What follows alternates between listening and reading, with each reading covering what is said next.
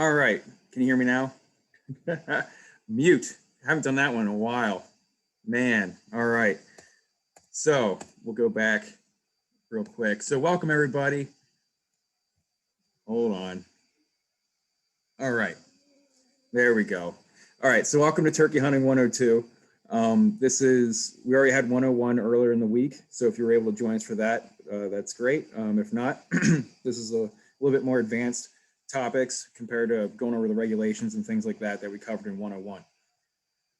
So some quick reminders before we get started. For anyone who is new to our webinars, your microphones and your webcams are disabled. So, pardon me. So just sit back, relax, and enjoy the presentation as we go through it. If you have any questions, you can put that in the Q&A window. We will also have time at the end for question and answer. So if we have time at the end, we can go through and answer any additional questions you may think of as we go through the course. There will also be a chat window that you can chat in, and feel free to use that at your own risk. No, and then we'll also have an email that goes out in the coming days that will have a copy of this PowerPoint and some informative handouts and a link to the recording of this for a YouTube link that will have this uploaded to YouTube. And we'll also have a survey on there, so you can fill that out. And even if you've gone to other webinars, please fill out that survey to the particular webinar you attended, so that way we can use that for to see how we're doing, to see if we need to change any information that we're giving out. And we can also use that information to help kind of bolster our calls as we talk to the DNR about any future changes to try to help the R3 effort in the state and help more people hunt or continue hunting. So please fill those out. It only takes a few minutes, and we do use that data, so we appreciate you. All right, so course outline. We're going to do a little bit of review to start off. So we will talk about the wild turkey ecology and some vocalizations that you're going to hear out in the woods. And then the new stuff's going to be coming in at turkey calling, which we did not cover in 101. So we'll go over the different types of turkey calls, and we'll even have some demonstrations on how to use the turkey calls. Then we will talk about turkey hunting strategies, and we'll go over different scenarios. So hunting the roost, trying to call in a henned up tom, being successful in mid-morning hunting, and then also how to hunt different weather conditions. And then we'll finish off by some additional tips that we thought of as we were brainstorming for this webinar. So we'll have a couple tips just listed out at the end there for any new hunters who want to start turkey hunting. So with that, we have presenters tonight. We have Dan. Dan, if you'd like to say hi. Hello, everybody. Thanks for joining us tonight. Looks like we have a fantastic turnout, so we appreciate you all spending the evening with us, and hopefully we can help present you some information that'll help you be a little bit more successful during the upcoming spring turkey season. Thank you, Dan. We also have Adam with us. Adam, would you like to say hi real quick? How's it going, everyone? Thanks for joining our webinar, and hope you guys enjoy tonight. And then myself is Jason. Again, welcome everybody. And we also have with us is Curtis. Curtis, would you like to say hi?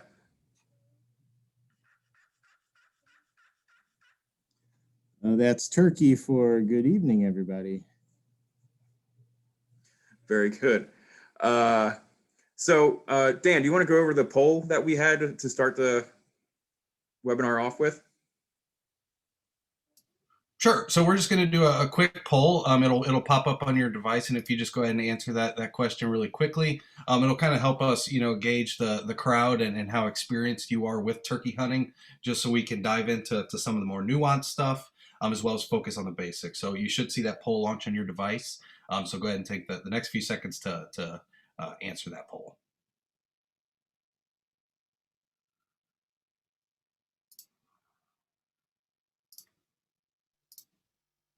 And it should be popping up right now.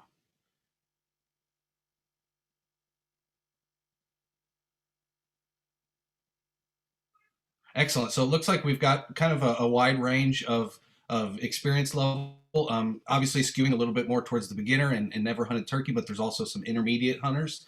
So we'll kind of focus on a lot of this presentation is going off what we covered on 101, but it's going to be a lot more strategic and kind of situational. And so we're going to give some examples of situations that we've been in and kind of discuss how we would go about hunting a specific scenario and kind of go over all that. So it's going to be much more applicable to specific hunting.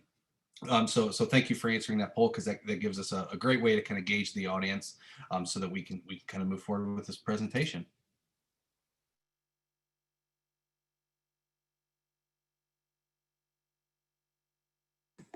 And with that, I'm going to turn it over to Curtis, and he's going to tell us a little bit about wild turkey ecology.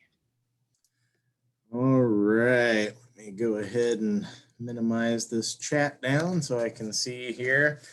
All right, so wild turkeys, really interesting critter, really awesome conservation success story. But first thing we want to talk about, we've got several different subspecies of wild turkeys. So all the same species, all wild turkeys, but here in Illinois and across, probably the better part of a third of the country here, we've got the eastern wild turkey. This is by far the most plentiful, most popular game bird, and the one we've got right here in Illinois. But we've also got some others. You see down in Florida, you got what's commonly called the Florida turkey. That's the Osceola subspecies down there. Get into Texas and a couple other states, you got the Rio Grande wild turkey. Further out west, talking about Merriam's. And then just down into the little corner of Arizona, New Mexico, the Gould's turkey is a mountain variety of wild turkey that just sneaks into the U.S. And then is across the mountains of northern Mexico there as well.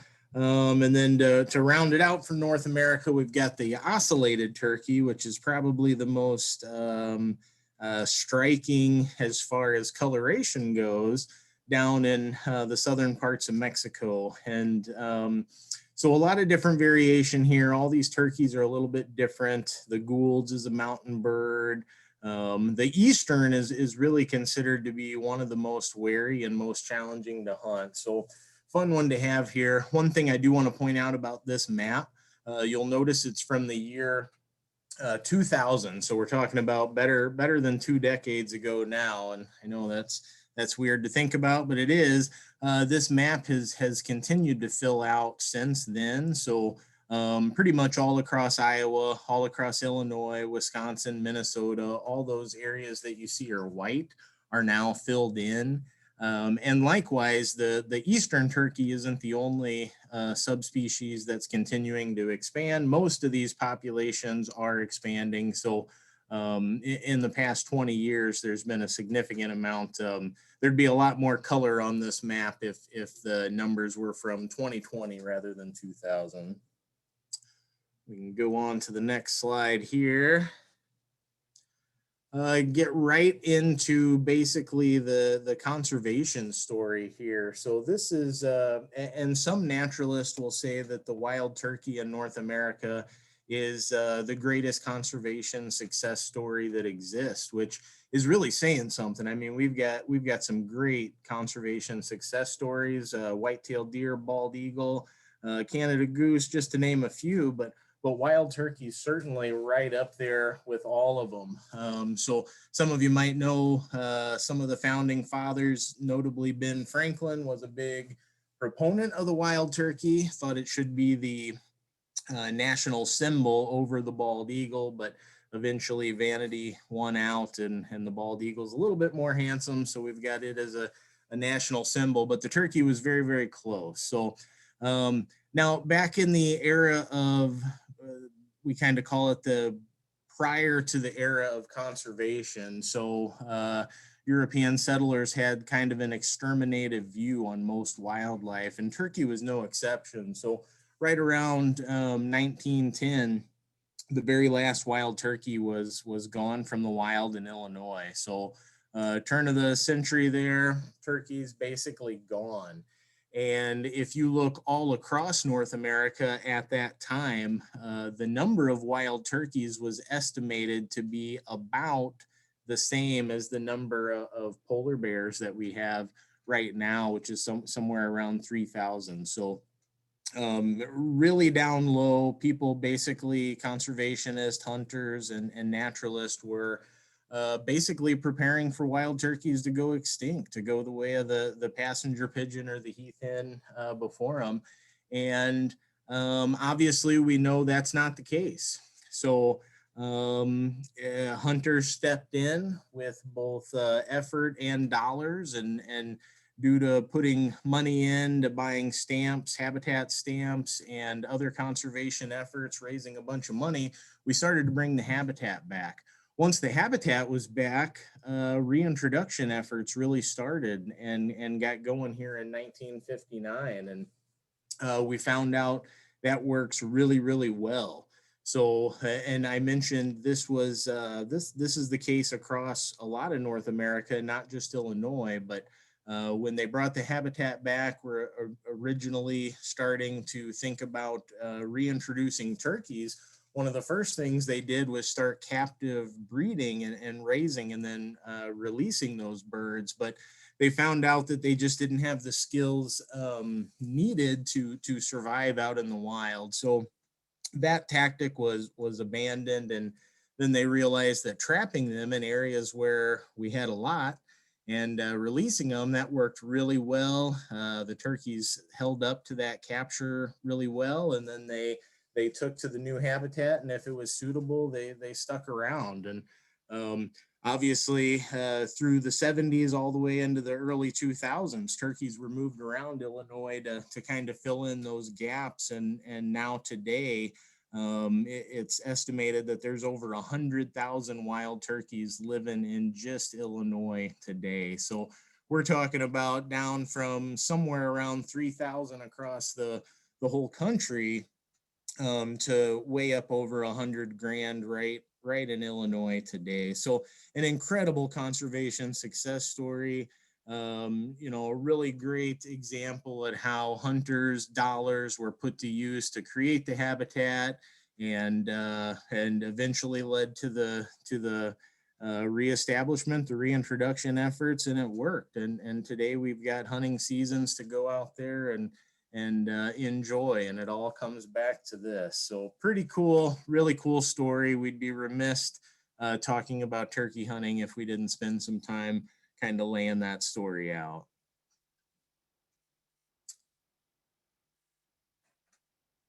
All right, and with turkeys now, we've got and with most critters, we've got a change in the way that they act throughout the seasons, right? So right now, we're in the winter.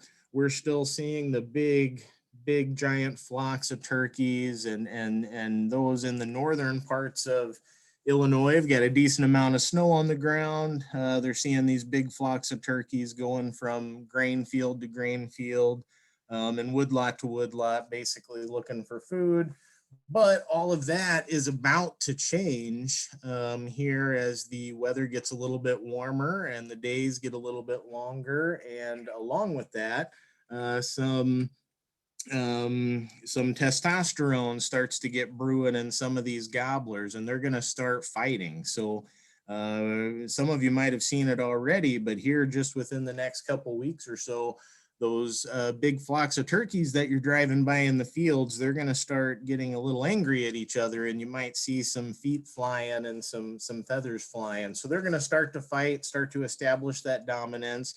And the hens, knowing that nesting season is coming, as they experience changes as well, they're going to start to spread out, knowing that we're getting into the spring where food is plentiful. They no longer need to group up in that big flock and travel waste grain to waste grain looking for food. There's going to be food everywhere, primarily seeds and insects for turkeys. So the hens are going to start to split up and all go their separate ways and get into their suitable breeding habitats. And then the gobblers, the toms, and the jakes will be hopeful. They'll be following them around, hoping to cash in on that. So we're about to experience this change. And basically the thing to take away from that is that if you right now think you've got a good scouting, good location where you've got a really big group of birds and they're using it consistently, all of that is about to change here in the next couple weeks. So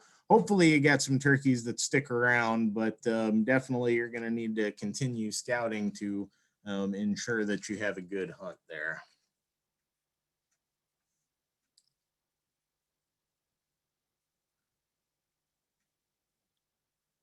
Go on to the next slide here. Oh, and fall and winter. Sorry, did not see. It was oh yeah, okay. So this is switch. Yeah, fall and winter, what we're in right now. So I kind of did talk about this a little bit. Big flocks, everything's focused on food.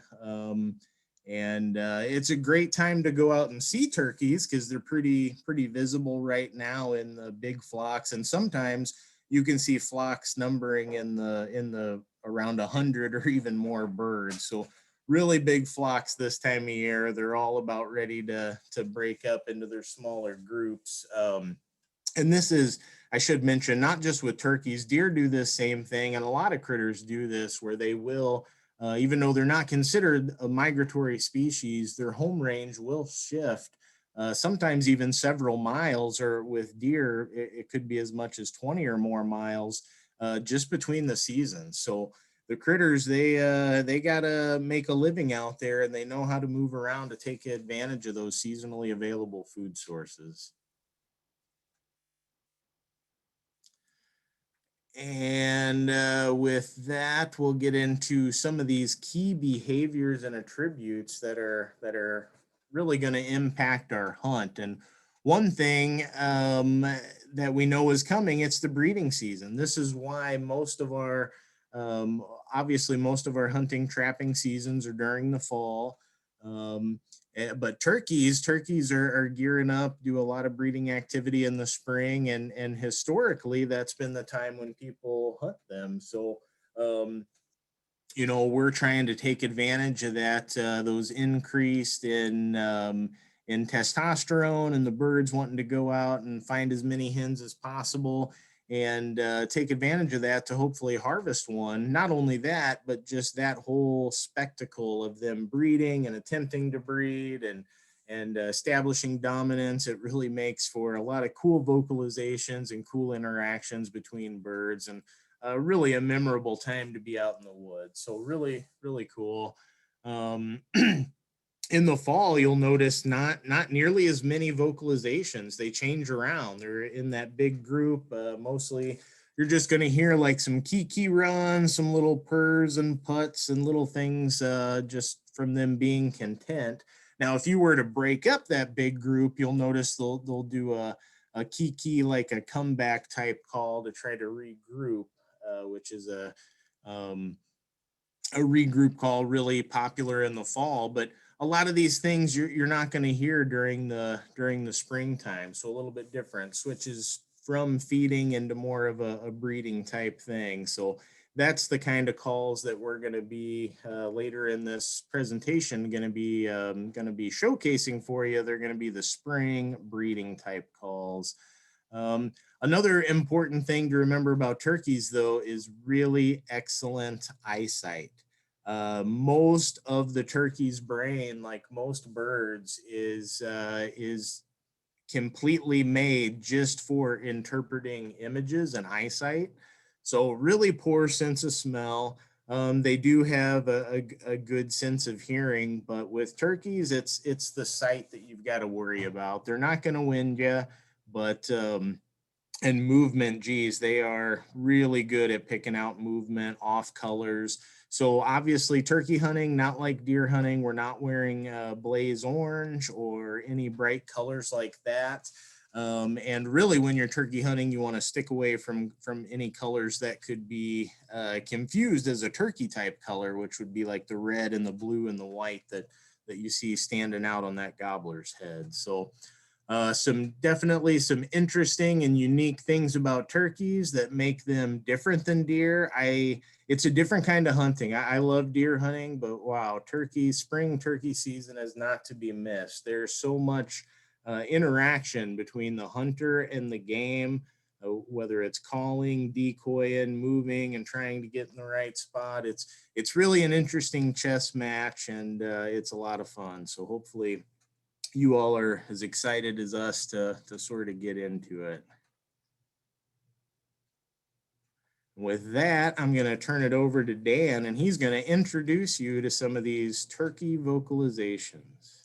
Perfect. Thanks, Curtis. Like Curtis mentioned, turkeys are are extremely vocal in both the way they communicate as well as just kind of the way they react to sounds. And we'll get into that a little bit, but they're an extremely vocal species, particularly in the spring. And so as we kind of progress through some of the scenario-based stuff that we're going to cover later on, we're going to be using a lot of these terms. And so we just wanted to quickly define and quickly play kind of a sound sample for each of these calls. So we'll first start off with the gobble. And this is kind of a quick headphone warning. It may be a little bit loud, so you may want to turn your volume down just a hair for these calls.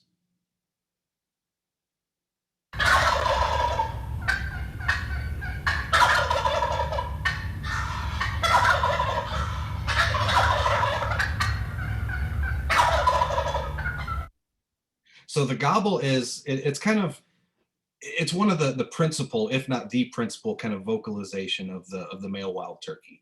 And it is primarily used as a communication tool to females to let them know that he is in the area. And so when we're turkey hunting, we're actually going against a lot of the typical breeding behavior of the turkeys. So if you think about turkey hunting, obviously we're trying to imitate a hen and have the male come to us. But very often in nature, it's kind of vice versa. The tom's going to be out there strutting, he's going to be gobbling, and he's doing that to try to draw the females to him. And so keep that in mind as we kind of progress through this conversation, that in a lot of ways, we're kind of doing the reverse of their typical normal breeding. I would be cautious using a gobble type call, particularly on public land, as every turkey hunter out there is going to be listening for that specific call.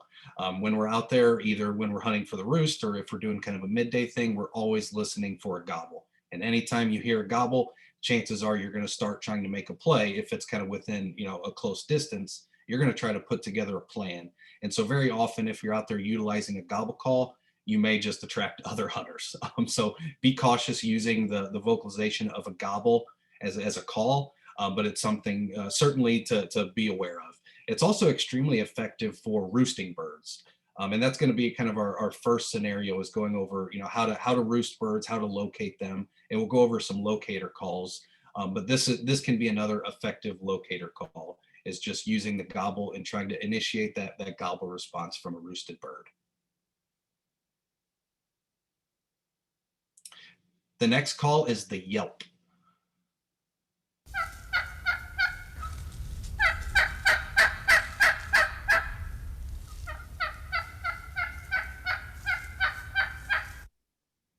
And so when you hear a yelp, this is kind of the basic turkey vocalization. This is what hens are going to be doing kind of nonstop as they're kind of putting around.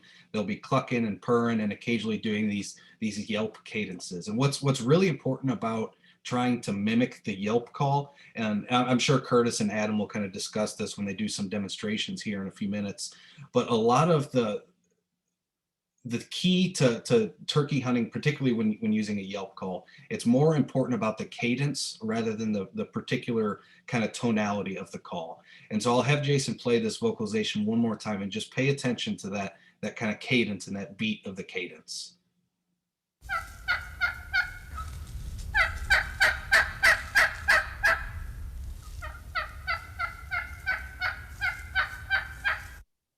So it's kind of that cadence of about 5 to 7 of these kind of single note vocalizations. And they can use this call in a wide variety of scenarios and situations. And they can basically make it, mean different things when they're using it. It's very often used by, particularly in the spring, it's very often used by a hen to communicate with a gobbler during the mating season. And so again, as I mentioned during the gobble section, in nature, the tom is trying to lure the hens to him, but we're trying to kind of reverse that course as we're hunting. And so this is kind of the most basic and the most widely used turkey vocalization in terms of hunting scenarios. The next vocalization that we're going to discuss is the cluck.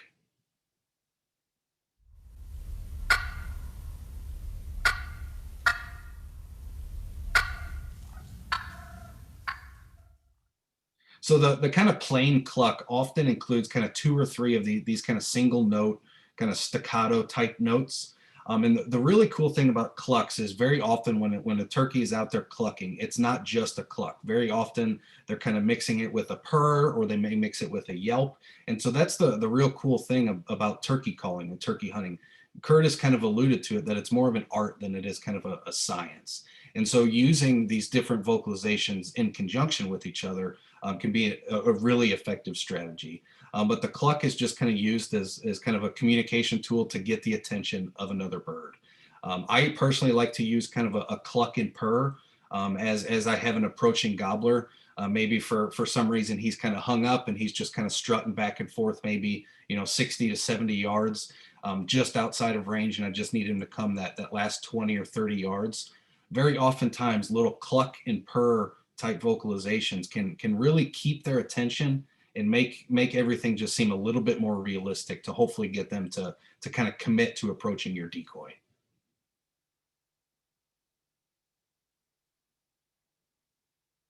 The next call is the kiki.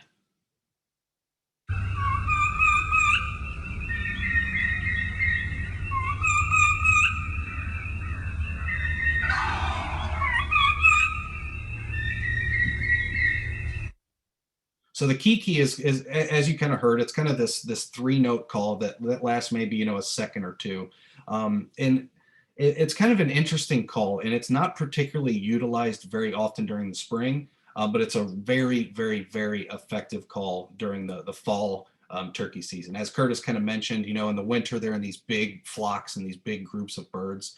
Well, one of the primary strategies to hunt turkeys in the fall is to go up and bust one of those flocks up, so they kind of scatter and spread out. And as they start to kind of reassemble, some of the more immature birds will utilize this kiki call or this kiki run to try to meet back up. And so that can be an effective strategy in the fall. I particularly don't use it much in the spring. I know there are, some instances where it may be advantageous. Again, if that tom is kind of, locked up, maybe again, just outside of range, and clucking and purring and all that's not working, a kiki can be a good option to kind of try as a last resort. But it's very effective in the fall. Jason, we had a question to play the kiki call again.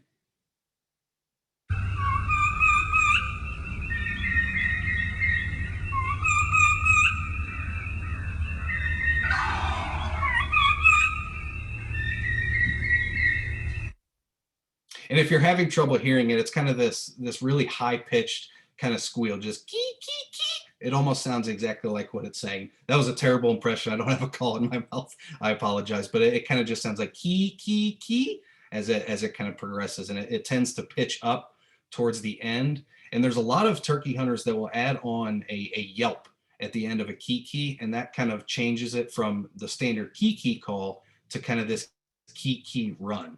And so if you want to try a kiki run, you're just kind of doing the standard, 2 to 3 note kiki with a short yelp sequence at the end.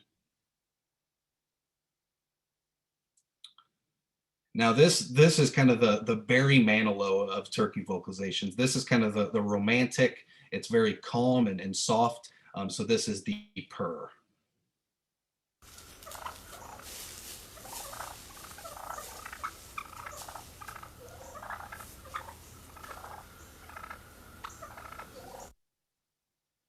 So this is a call, as you can tell from the recording, it's a very soft call, and it doesn't have a ton of volume. And that's really kind of what makes this such an ideal vocalization to use during the spring. So many of our other calls, like the yelp, the cut, the cluck, and even the cackle that we'll get into, they're very loud, they're volume. And so if you have an approaching tom, and it's at 40 or 50 yards, and you start ripping and cutting and doing this huge cackle sequence that's just really loud, that can turn off turkeys quite quickly. And as you'll learn as we kind of progress through this webinar tonight, oftentimes less is more in terms of calling. But the purr is one of those that you can do constantly, just because it's usually coming from content birds as they're just kind of feeding. They're just out there kind of purring in this soft kind of rolling call. And it is ideal for reassuring turkeys as they kind of come into your decoys. So very commonly, you may use a yelp to get that initial gobble response from a tom, so you can start to find him, and then you may start yelping and clucking a little bit more. But as he decides to essentially commit to coming your direction, that's typically when I shift a lot of my calling to be purrs. Again, purrs, it's just this very soft vocalization that just adds a little bit more realism to the entire scene that you're trying to create, to elicit this tom to come to you.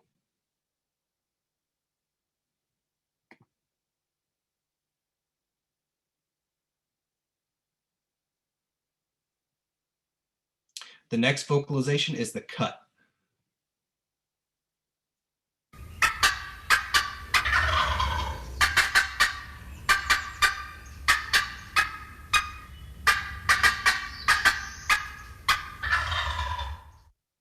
And you can hear that gobble response in the background. This is one of those that I feel like Toms and Jakes are most likely to gobble to this. It seems like every time I hit, a cutting sequence, I'll get some type of response if there's turkey nearby. But it's basically kind of this loud, fast, and erratic single notes. And what's really important about the cut is it seems like every turkey sounds a little bit different. Some of them will sound a little bit more raspy, like they were at a Motley Crue concert the night before. Sometimes they'll get very high pitched towards the end of a cut. But this is a really useful call during the spring. It's kind of a sign that turkeys are somewhat excited, but not alarmed. It's not an alarm call. It's just kind of an excited call, so to speak. So it kind of has several uses in hunting. As we'll kind of get into the hend up scenario a little bit, I find cutting to be a very effective call to use if you're trying to pull away a hend up turkey. And a hend up tom essentially means that tom has live hens with him, and you're trying to draw him away from those. And oftentimes that's the hardest part of turkey hunting. But cutting is a great strategy to use for that, just because, again, it's kind of this excited, really elevated call. And so it's really effective for that. And kind of just following in line with that scenario, it's really important to pay attention to the body language of the birds that you're calling to, if you happen to be able to see them. A lot of times I'm personally not trying to call the tom in, especially if he's in an area where he's with hens.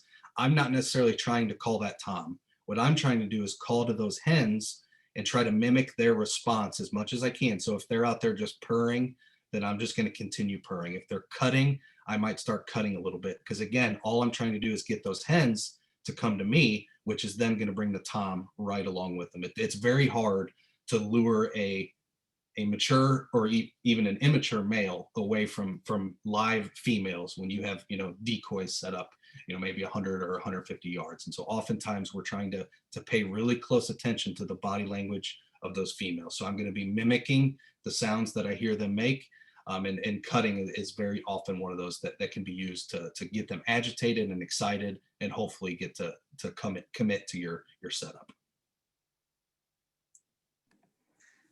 Hey, Dan. Yes. Just really quick, wanted to address, we had one question come up about not being able to hear some of the calls coming through. I apologize for that. We're not sure exactly why that may be. What I can tell you is that they should be in the recording when we send the recording out, so you can play it back and listen to it then. And also when we go over the demonstration with the calls themselves, they can show you how to call the different calls. You'll hear them again when they do it that way as well. So sorry for any technical difficulty. Not sure how to fix it right now. Perfect. Thank you. Sorry, I didn't see that come across. Up next is the fly down or the fly up cackle. And this is arguably, I think, one of the coolest sounding turkey vocalizations outside of the gobble. Obviously, the gobble has kind of this unique guttural sound to it, but the fly down cackle is a very cool vocalization.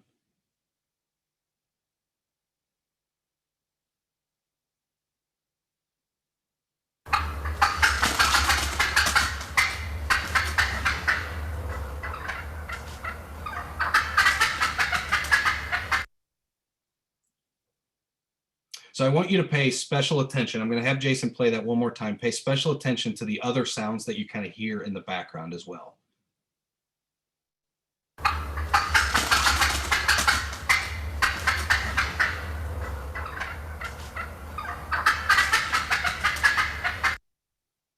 And so what you're hearing is essentially birds either flying up to the roost or flying down. And what that kind of wing beat you're hearing is it's kind of them. I kind of said it during 101, but turkeys are not the best flyers in the world. So if you watch them try to fly, fly up into the roost or fly down, they're very commonly running into branches. They're big birds with a big wingspan, and so they make a lot of ruckus as they're kind of flying up or down from the roost. And there's a real good strategy when using a cackle call to kind of mimic that. So you can either take your baseball hat and as you're doing a cackling call sequence, kind of hit it on the ground to kind of mimic the sound of those flight wings hitting other vegetation. Other people will also sometimes use rakes or little sticks and things to make that sound. But again, it just adds a little bit more realism to the entire scene that you're trying to create. But the fly down cackle is kind of this, I like to do a longer cackle. So I try to stay on the side of kind of 8 to 10 of these kind of irregularly spaced notes. It's a very loud vocalization. It's a very alarming vocalization. So it's certainly nothing you want to do as a bird's approaching. Primarily, the only time you're going to use a cackle is kind of right at sunrise as those birds are coming down, and maybe you want to mimic another hen roost behind you and try to lure a tom that way. That can be effective, but it's not something you're going to be using very often midday. So it's a good call to use, but there's a few caveats that I want to highlight. The big thing is I personally do not like to use a fly down cackle if I know that tom is still on the roost. What I have found, and what a lot of the kind of the research and some of the other outdoor writers have also noted, is that if you're using a fly down cackle and that tom is still on the roost, he's going to sit up there and watch, and he's going to hope that his gobbling is going to again bring that hen to him. And so that might cause him to stay in the roost a little bit longer than he might have. And so typically if I'm going to use a fly down cackle, I'm going to use it after that tom has already flown down and he's on the ground. That's when it can be really advantageous. It's just, again, trying to mimic an entire another roost that maybe he wasn't aware of, that's got some hens that he can come kind of investigate and then try to breed with. So it's best used when that gobbler is already on the ground. It can also be used at sunset. Again, in Illinois, the legal shooting light for turkey season ends at 1:00 p.m. So you cannot hunt at sunset, but this can be a useful call, again, in that kind of locator calling sequence. So you can use it to try to get more birds roosted and try to locate where those roosts are. But primarily, you're going to be using this at either sunrise or sundown. And now we're going to get into a couple different turkey calling demonstrations. I'm going to turn it over to Curtis, and he's going to give us a quick rundown of some of the turkey calling types. And then I believe he's going to give us a demonstration on the diaphragm mouth call, as well as the pot or slate call.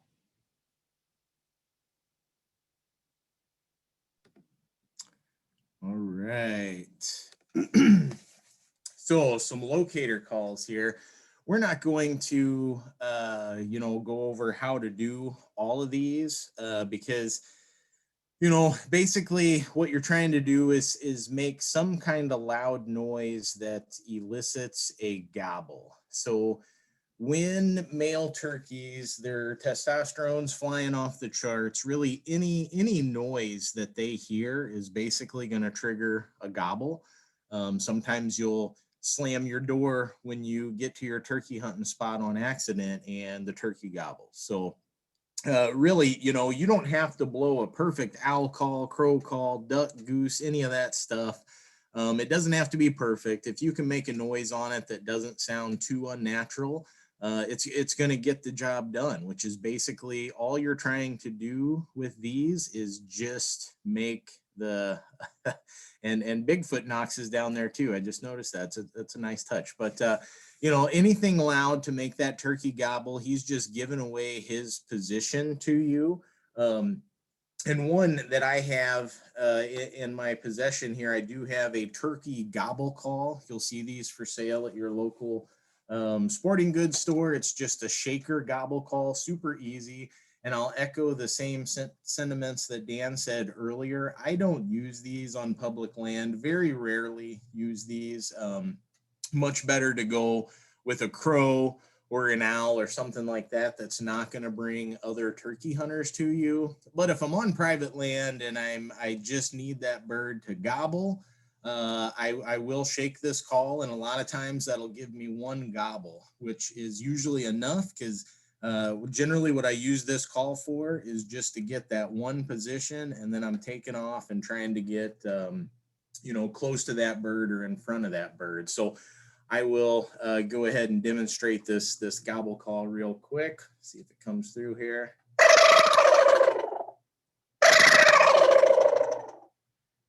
So real easy to do. I'm just shaking that. It's one of the commonly available shaker calls.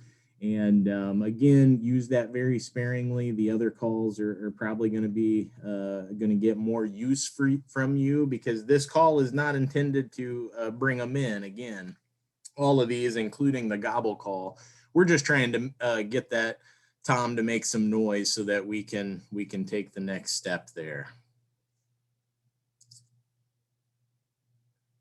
All right, now we're going to talk about some different types of calls, and then we'll go ahead and get into our demos here, where we're going to show you all how to get started on them. So diaphragm call, this is great. I think everybody needs to have a diaphragm call. It may not be the primary call that you use, but the one thing you're going to notice all these calls have in common, other than the diaphragm call, is they're going to require at least one of your hands and potentially two of them. So when that bird starts getting in close, and we know his vision it's top notch, it's right up there with the best of them, a diaphragm call is going to be the best way to just kind of make a few little notes to keep that bird content and coming and not alert them. And yeah, I think everybody should have them. It's potentially the most difficult call to use, so you will have to play around with it, but we'll show you some tips to get started. And the nice thing about a diaphragm call, completely hands-free. So if you're driving to and from work, you got some commute time, just throw that diaphragm call in and practice both ways.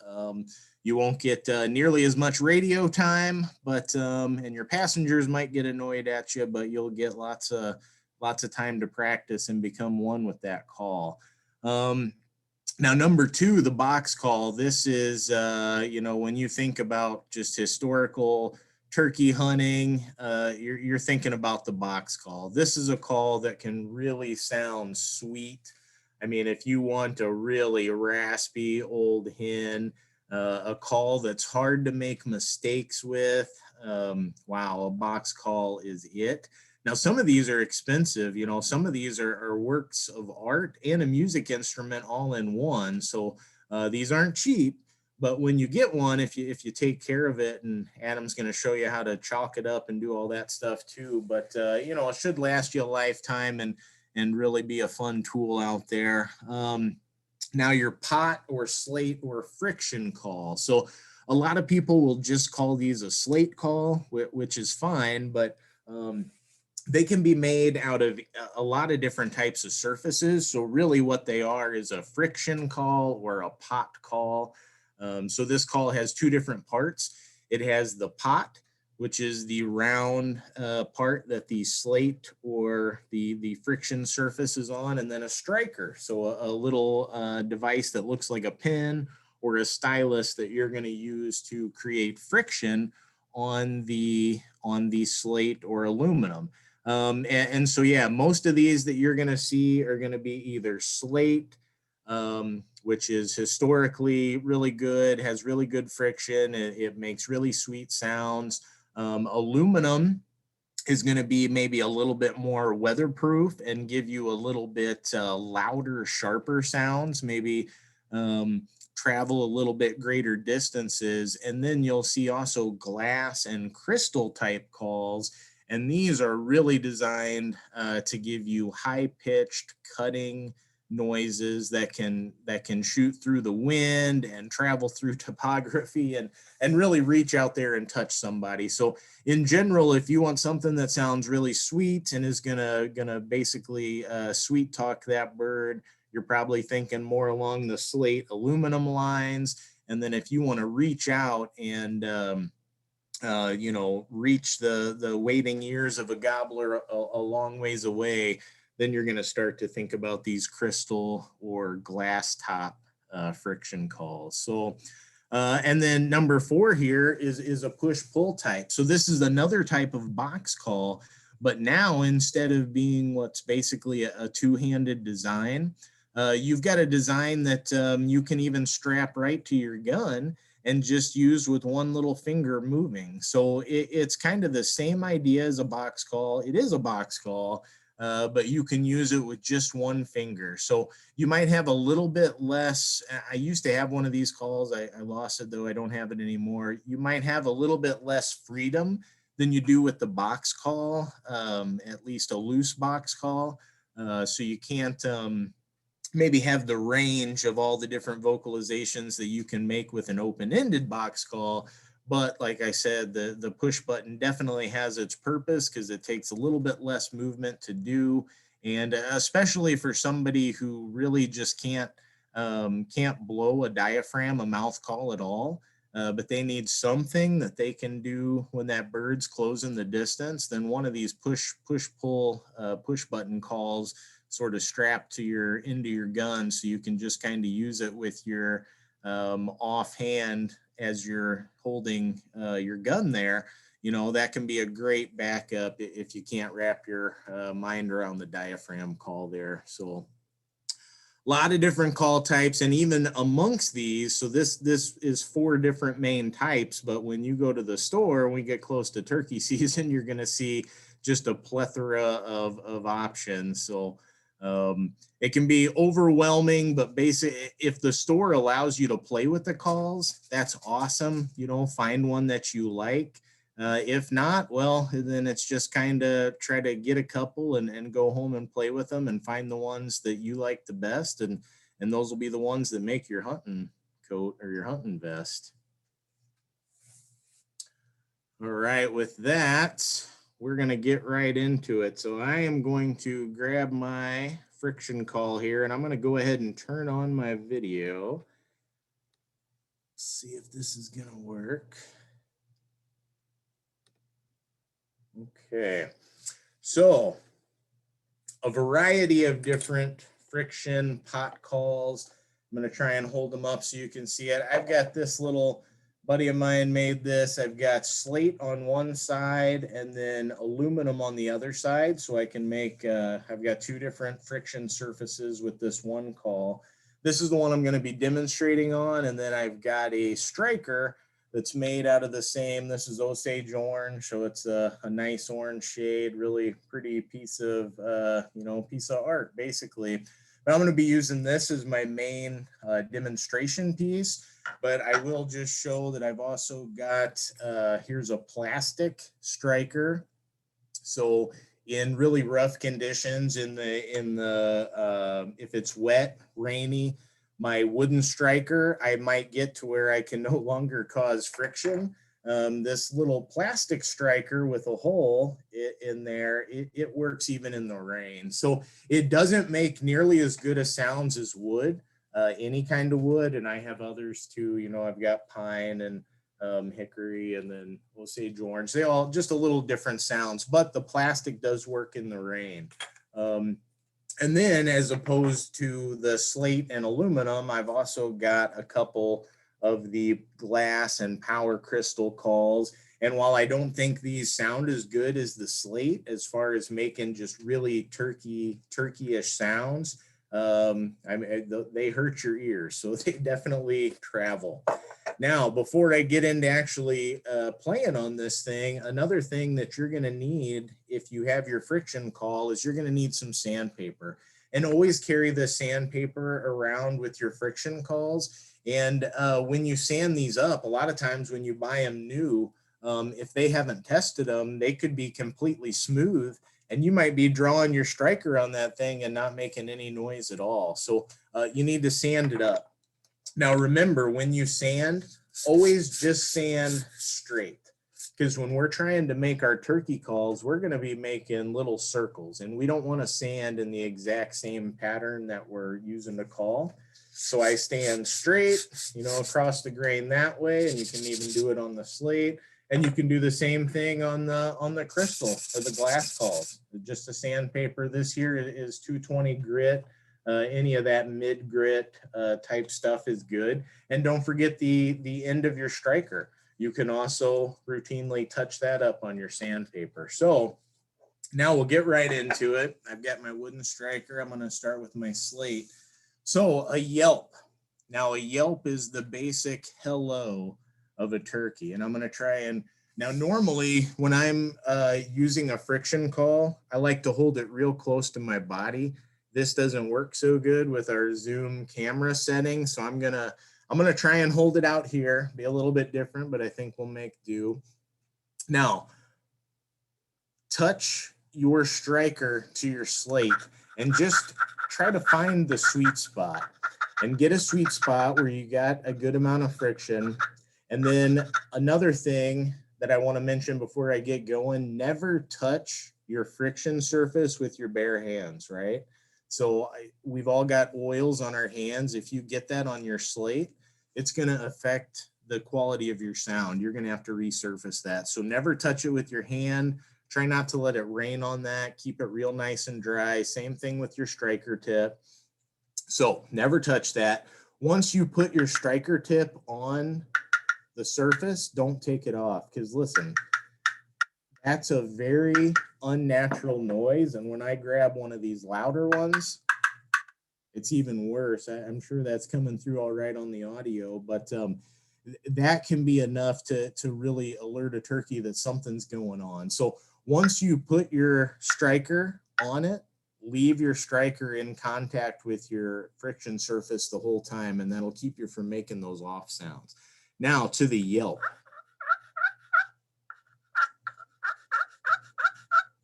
Now, another thing you're going to notice, where you hold the striker is going to make a big difference. If you hold the striker way down towards the tip, you're going to make a high-pitched, a younger sounding yelp. And then the higher you get on the striker, which allows a little bit more reverberation, you're going to make a deeper, more raspy, even a more like a gobbler type yelp, because they will do yelps too. So with the yelp, once we find that friction spot, we're going to be making little bitty ovals. And so I'll start off with some small ovals, and then I'll make some bigger ovals and kind of show you how doing that changes the sound here. So again, these are the yelps, the basic hello of the turkey.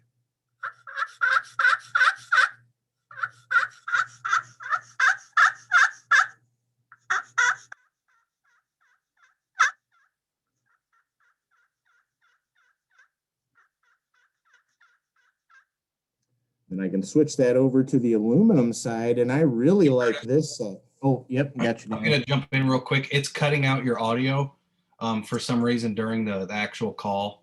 Oh, okay. If you go to the microphone in the bottom left, Yep. there should be an audio settings. Yeah.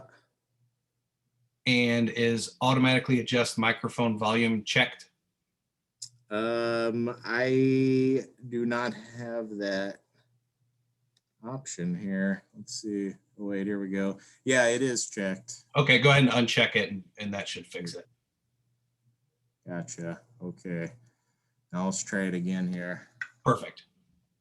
Okay, I'm going to go back to the slate side here. I was on the aluminum side. So the yelp, again, apologize for that, folks.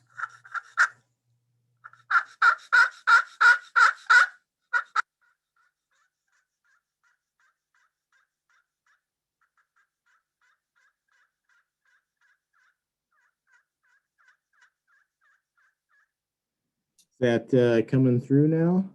It's still, Zoom is still cutting out that volume for some reason. Yeah, I apologize. Bear with us for just a few seconds. Yeah, sorry about this, folks. Of course, it worked fine in the testing, and now once we get to showtime, let's see. Yeah, so below that, I've got that says suppress background noise. Right now, it's on auto. Should I turn that to high, maybe? Maybe turn that to low, and then as Jake mentioned, maybe try moving your call a little bit further away from the microphone. Maybe it's like capping out. Okay, yep, I got you. I was trying to hold it where folks could see it. Yeah, But, yeah. all right, yep, let's give this a try. We're gonna get it down here one of these times, folks. Yeah. All right, let me move this out of my way. Okay.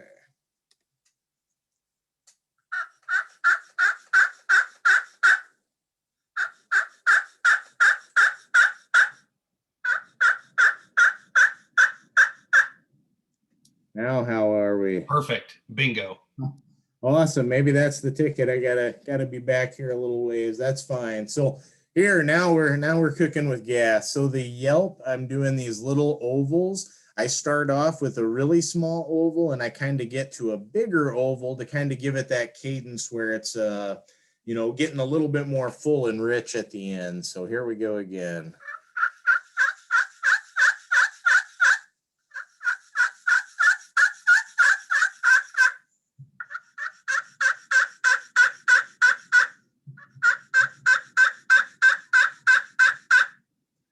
That's your basic Yelp. So pretty easy. Just kind of once you get in there, find the kind of ovals that work for you. And again, find that sweet spot of your call and don't leave it. You don't need to use the whole surface area of this call. You just find where you're comfortable and keep at that. So now we'll go on to the next sound here on the friction call, the cut. So if the Yelp is a hello, the cut is like, hey, look at me. Like it's a much more emphatic kind of greet. And this could also be like a putt, an alarm type putt that could you could use to make the turkey raise its head right before your shot. But again, these are going to be just a more emphatic type of greeting than the Yelp, and they're going to be quicker. And there's a lot of different ways we can use these. So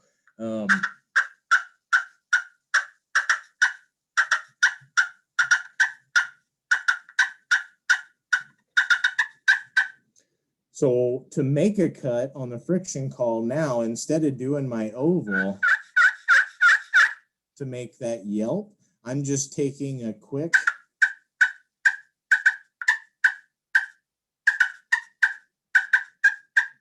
just pulling that striker towards me real quick and making a real short little cut.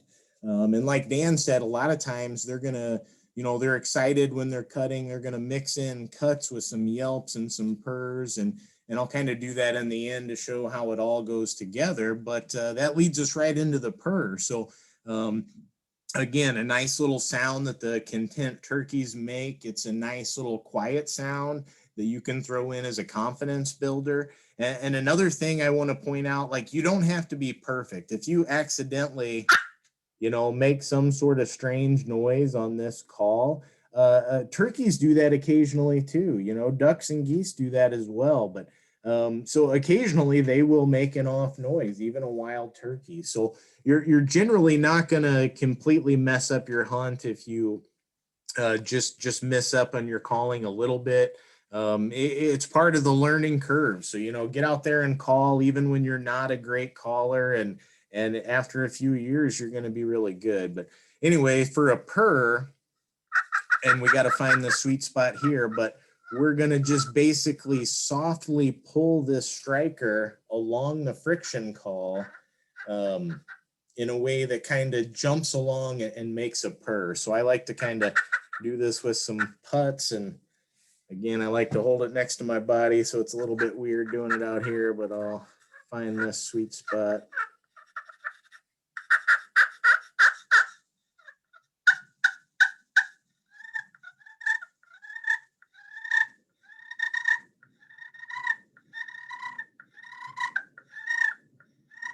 So there's kind of a high pitch purr there. And then I'll try and put it all together here with little yelps, cuts, and purr to kind of sound like a turkey here on the slate side. And then I'll do that on the aluminum side so you can kind of hear what that sounds like too. But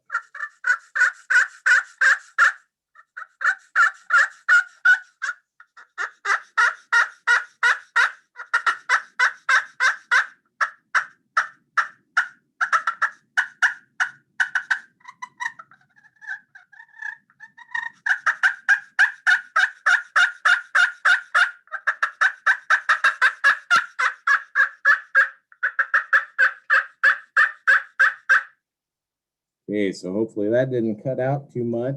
And I'll go ahead and do it on the aluminum side, and you can just kind of hear how it's a little bit different. You know, it doesn't, I like this side too. I don't think it's worse or better, just a little bit different. And I really like to switch it up. And if I do a call and all of a sudden the turkey I'm hunting really responds to it, I'm going to keep doing that. So I kind of find out what that particular bird wants and try to give it to them. So here's the aluminum side.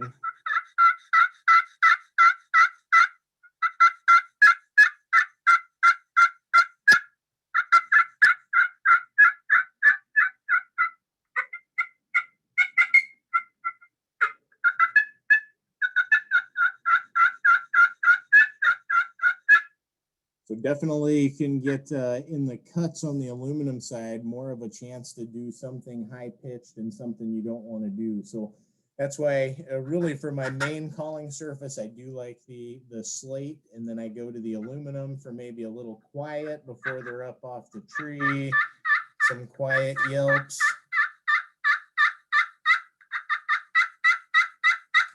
And then while I'm calling with the slate, if I want to make it sound like multiple birds, then I can switch back and forth and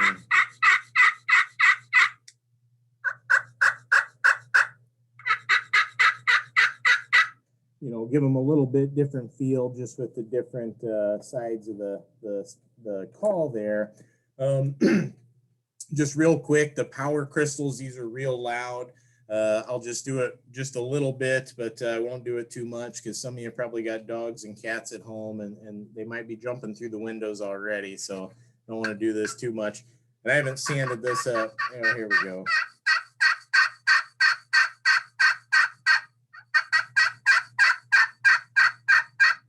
Now I was pressing very lightly on that because if you do press, like I said, a little too hard on these, it's great if you're trying to cut through the wind, but might blow your eardrums out if your if your headphones catches it just right. So anyway, that's the slate friction call. Always have your sandpaper so you're ready to take care of it. Always keep it dry. If you do touch that surface, you're going to need to sand it and refinish it.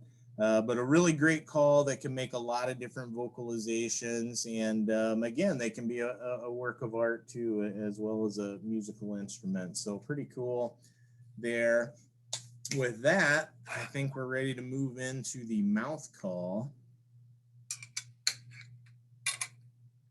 Or diaphragm call. So this is the call, it's hands-free. So I think every turkey hunter should have one. If you're not super comfortable with it, even if you only use it for when that tom's closing in the last few yards before you're ready to shoot, diaphragm call is great for that. So before I put this in, I want to talk a little bit about care. These do not last forever. So a slate call, a box call, these kind of things, if you take care of them, they're going to last forever. A diaphragm call, you might get 2-3 years out of it, but that's probably about the tops. These are made with really thin pieces of latex, and we can make some do some effort to make sure that these stay dry and clean and don't dry out, but they do have a shelf life. So when I get done using this thing today, I'm going to take a little bitty toothpick and put it between the reeds so that some air can get between there and dry it out. And then I'll put it back in its handy dandy little case. They all come in a little plastic case. And I'll put that right in my refrigerator. So keep it nice and cool, keep it away from anything hot. And I've got that little piece of toothpick in there so it can make sure and dry out so there's not moisture in there. And that's going to help it last generally, yeah, like I said, 3 to 4 years. I've definitely got some that are older than that, but they no longer have the same sound to them. So you're going to want to freshen these up occasionally. That's really it as far as maintenance. The only other thing you're going to have to do when you do get a new one of these is fit it to your mouth. So we've all got a different palate, but you want this call to sit up against the roof of your mouth, and you don't want any air leaks. And once I put this in, I'll tell you how to check for that. But if this call is a little bit too big for you, just take a little piece of scissors or a little pair of scissors and you can cut down. This whole outside is just about making contact with the roof of your mouth. It's not important for the call. That's the reeds that are making the sound. So you can cut this down so it fits right. Now, most of them are going to have a tab where it'll tell you which end goes down. And as far as putting it in, you always put it in where the reeds are facing out. So even though it's shaped like this half a moon, some people have a tendency to think that it might go in their mouth the wrong way because of the shape. But no, these reeds always should face out your mouth. So going that way, the tab should be down, or in other words, the longest reed is usually on the bottom. That's what the air is going across and making these sounds. So I'm going to go ahead and put this in here. When you put it in, you kind of want to get a little bit used to it and then fit it to the roof of your mouth with your tongue.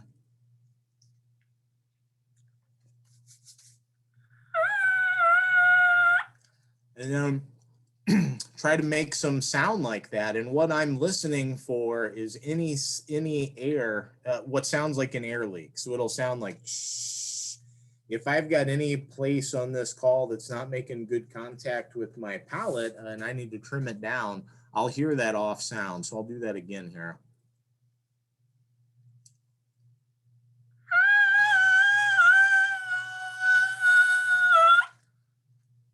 So that sounds pretty good. So I think I don't need to trim this call down. It fits my mouth pretty good. So I'm going to go ahead and go with that. But that's how you start with the diaphragm mouth call. So you'll notice I didn't try to make a turkey sound. I just tried to make a sound. And I'm checking to make sure that this call fits me, and it does. So step one is down. And now once that's in, just make some noises before you start trying to make a yelp or a cut or a purr. Just make some noises and get a feel for your diaphragm call.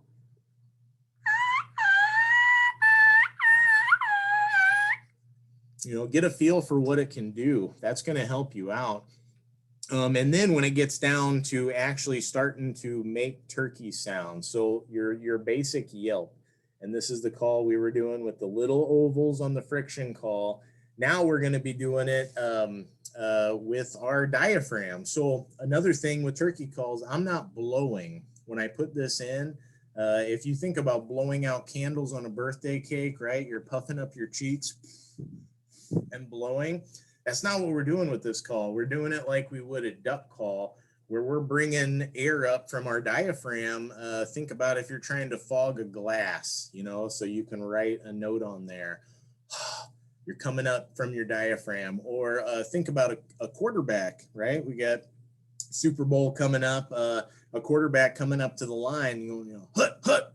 That is the kind of sound that comes from your diaphragm. So that's the kind of air that we're putting over this call. So now,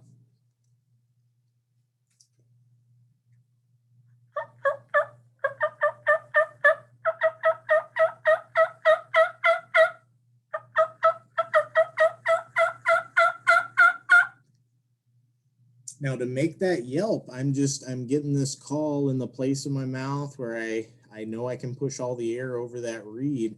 And I'm just kind of, you can kind of say what you think a turkey says in your mind. So I kind of just say like, yelp, yelp, yelp, yelp, yelp. But I do that kind of pushing that air up forcefully from my diaphragm. And then you can change the way that it goes over the reed with your tongue and use the way you position your mouth to get different richness to the call. And then also you'll see I use my hand here, and that's a way where I can help direction my call as well. So a lot of different things we can do with that. So I'm going to go into the yelp again here.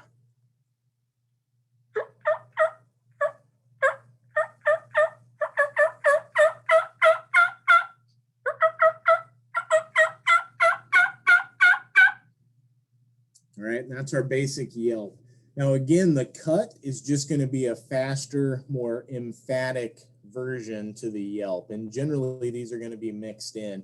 And you know, I've already talked about these noises, so I'll go ahead and just kind of show you how I do them on the diaphragm call. When it comes to the purr, yeah, with the diaphragm call, I sometimes have trouble with the purr too. I do a little cheater method where instead of completely making the purr with my tongue, I will roll my lips to help get that purr. You can do that with a diaphragm call and it still sounds like a purr. So I'll do that method. There is a better method that sounds more like a turkey that I can get if you know, maybe by turkey season I'll have it down, but I'm not good enough to do it at will here on camera. But I will get the other purr out and show you how I do it.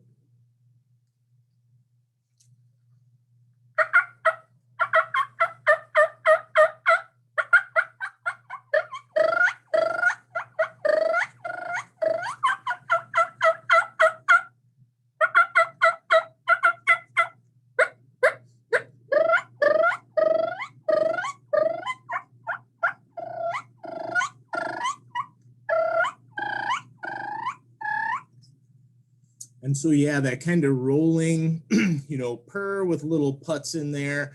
Those are the kind of things that I would be doing when the turkey's in close and I'm just trying to, you know, make him feel at home, that there's still a hen here. She's feeding, she's content, but not so loud that I'm going to alert them. And then I'll display what I do for what's really an alarm putt for the turkey, which is a couple cuts like close like that. At the moment you're ready to shoot, that is an excellent call to do with your mouth call to get the turkey to stretch his neck way up high so you can take that real good shot and put it all into the head and the neck and not ruin too much meat. So I'll do the alarm putt right at the end before I take my shot here. So I'll start with yelps and all that, and then they're getting in close. I'll go to my putts and purrs and real soft stuff. So.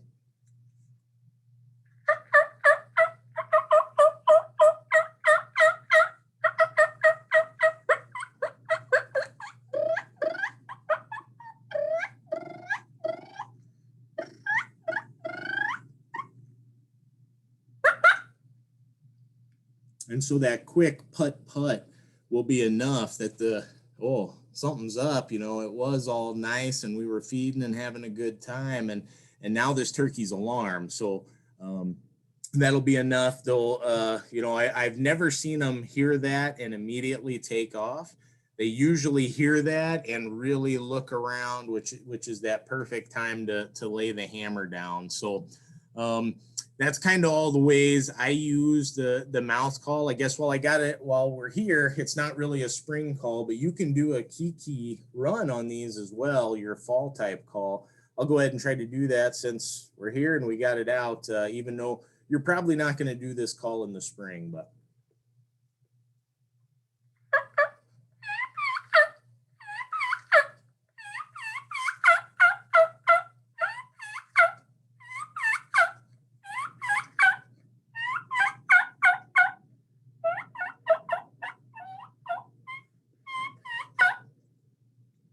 And so, yeah, that's kind of that kiki run, feeding in the fall. And they'll also do a variation of that after you bust them up and they regroup. It'll be the regroup kiki. And if you just match that, the exact same thing they're doing on your little mouth call, they'll regroup right to you and it can be a good time. So anyway, that's all the different calls here on a mouth call.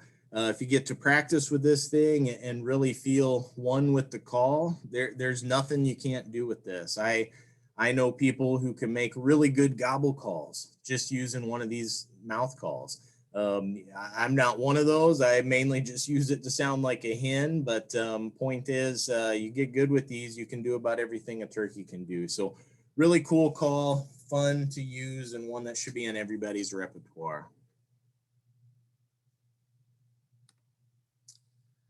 I think with that, I'm going to go ahead and turn it over to Adam for the box call. Thank you, Curtis. Okay, hopefully you guys can see me well there. All right, so I have the box call here. We're gonna go over and have a couple types. We're gonna go over the yelp, the cut, and the purr, and then also another little extra call that you guys can make with a box call just in case.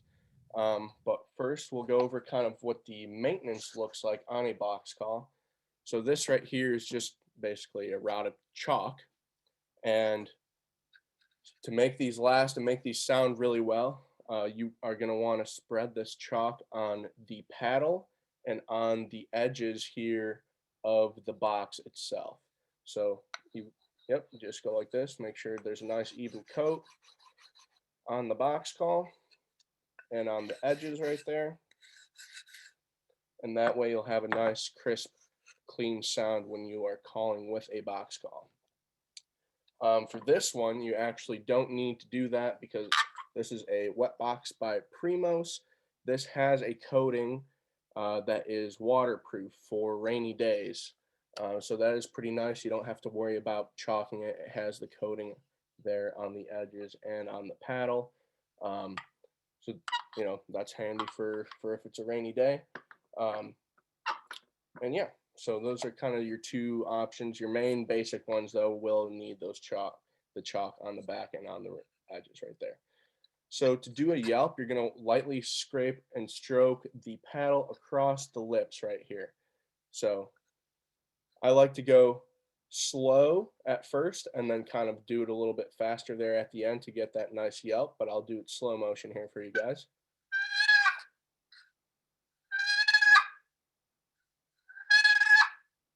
So a little quicker. Is that coming through well? Can everyone hear that? Yep, sounds good on my end. Awesome, good. And we do have a question, where do you get the chalk? Yeah, really any chalk will do. I'm sure you could just order some on Amazon. This came for, you know, box called chalk. Somebody actually gave me this, but any sporting goods store should have some. If they don't, I definitely check Amazon. And very often when you buy a new box call, there is going to be a fairly small piece of Yeah. chalk inside. So when you buy a new box call, there should at least be enough to get you started in there. Yep. Awesome. Thank you for reminding me about that one, Dan. But yeah, so that was what a yelp is. So again, I'll do it slowly. So I like to just start off slow and then kind of finish it a little quicker there at the tail end to get a nice crisp yelp.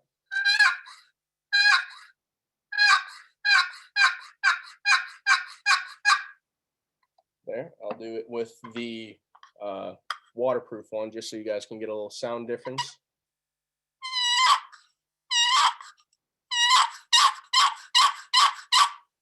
So you guys can probably notice there's different pitch to those calls. There's all sorts of box calls like Curtis alluded to earlier, some that are like almost a foot long, some are that are really short, really small. Some are just purely decorative pieces, and some are just kind of, this is your normal size. This is probably about 5-6 inches long. So yeah, that's what you're going to see at your local sporting goods store most likely. So moving to the cut. So what I like to do to make a cut sound on a box call is you're going to want to put your thumb kind of halfway across the actual box of the call and putting a little bit pressure on the paddle there. And you're going to want to hold that in that position and kind of just tap the bottom of the paddle, and it's going to make contact with the lip of the call right there. And you're going to get a nice crisp cut.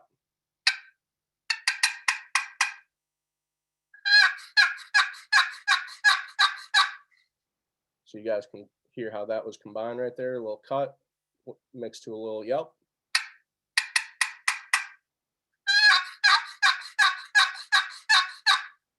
And so what I like to use that for, since these kind of produce a really loud sound and pretty high frequency, which as Curtis also mentioned before, if you have a higher frequency call, it lets it cut through that wind or any weather. If you have any bad weather, especially if you have longer distances where you're hunting, is I like to just stand up on a ridge and use a box call to try and locate the turkeys.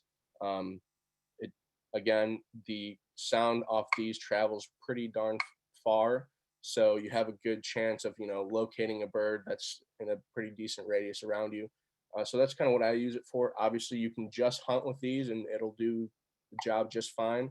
Um, I like to keep uh, a pot call, a slate call. This one's made out of slate, a box call, and a mouth call with me. So as I mentioned to somebody who asked in the Q&A, uh, they asked what's the best one, or what's the most successful one for turkey hunters. I There really is not a great answer, just because first of all, everyone has their kind of specific call they like to stick with, and second of all, each call has a purpose, and they're better in different situations. So I like to have at least one of all three on me. I just keep one box call, one pot call, and then I have a couple different mouth calls that I keep in my vest, just to change out if I need to. But that's kind of how the setup I run with. So now moving on to the purr. This one's a little bit harder, and it doesn't sound as great as it does on a pot call, but you can still perform it with a box call. You're going to want to kind of have that um, same position as you do with the cut, except you don't want to keep your finger, but that's kind of where you want to start, like halfway across the actual box. And on the outer lip of the call, so the one furthest away from me, I'm going to put just some pressure down on the paddle. And I'm going to try to find that sweet spot to where it just makes the purr call basically itself. You just have to put a little bit down pressure and then just drag it back towards you. There it is.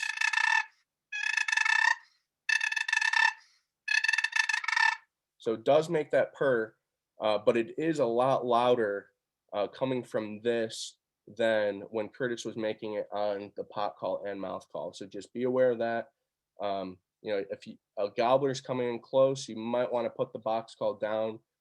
They are easy to use, which is really nice, but they just tend to be a little bit on the louder side. Now there, might be some out there that make a lot softer noises, so you can look into that. But that is just a fair warning for you guys, just if you're out there and wondering about that. But I'll do that one again. I'm trying to make sure you guys can see kind of the motion, but it's just nice and light with a little bit of down pressure right there. So you can do a little bit of a purr and then move it back to the yelp, purr.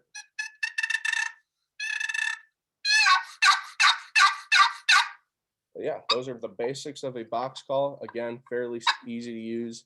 Just takes some practice just to get, get the pressures down right. And of course, they're going to be a little bit different for each call, but pretty easy maintenance. Again, just want to get some of that chalk if it doesn't come with it already. And yeah, now a quick little extra that I like to show people is I always like to keep a hair tie over my box call, especially when I'm running around, so it doesn't squeak on me if I'm, moving through the woods and trying to be sneaky. But if you're in a pinch, that can act as a gobble call right there, which you can use as a locator call, or for those instances that you want to let out a gobble. Again, you don't want to be doing that all the time because that does attract hunters, but it does work in a pinch. So basically, you just put that over there and you just shake your call back and forth. And yeah, that sounds like turkey gobbling right there. So those are the 4 main calls I use with a box call. But other than that, if anyone has any questions, please drop those in the chat. Otherwise, we can move on to the next one. I believe that's Dan for hunting near a roost. Perfect. Thanks, Adam. And now we're going to dive into some strategies. And arguably kind of the most effective and consistently used strategy by spring turkey hunters is hunting near or adjacent to the roost. But there's several different ways that you can kind of locate roosts. You can either locate them passively or actively. And so the kind of passive approach it's typically not as effective, but you're just going to be covering as much ground as you can, listening for gobbling turkeys, or even scanning the horizons at sunrise and sunset to see if you can see birds up on the roost, kind of like you see in this picture. But there's also a much more active approach. And Curtis alluded to it a little bit earlier with the concept of a shock gobble. And so again, he mentioned some of the locator calls that you can use to elicit that shock gobble response. And so that's what we're trying to do when we're locating a roost. But there's a few things to keep in mind as you're out there actively searching for roosts. And the big thing is, if you do get a gobble response, you want to make sure that that's actually a roosted bird. I know I've been out on several hunts where I thought I roosted a turkey, only to find out there's just a tom just still standing in the field and he hasn't flown up yet. And so it is important to be able to confirm that that actually is a roost. But the big thing when you're looking for roost is to try to identify where you expect those birds to fly down to. And very often they're going to fly down from the exact same, or they're going to fly down to around the same area that they flew up. So you want to be anticipating that as you're out there, looking for these roosts. But the best time to look for roosts is, 15 minutes before sunset till about 15 minutes after. After that, things will start to wind down and they won't be as active on the roost. But again, finding these roosts can let you know that that bird is going to be there in the morning. That's kind of the ultimate goal of hunting near the roost, is so that you can ensure the next morning you know where that bird's going to be. And so you want to avoid getting too close. If I'm roosting birds at night, I don't like to be any closer than 200 yards or so. There's really no need to. I like to try and stay as far as I possibly can, but still confirm that they're actually in a roosted tree. Because again, if you happen to bump a turkey off of a roost, very often they don't have the ability to fly back up into the roost at night. So oftentimes that's going to leave them on the ground overnight, which makes them susceptible to predation, as well as some of the early spring dew and some of the moisture that we have that can also, lead to death that way. But it also ensures that that bird's not going to be there in the morning likely. And so we want to stay far enough away that we can still, build up that confidence and not spook those birds out of the roost.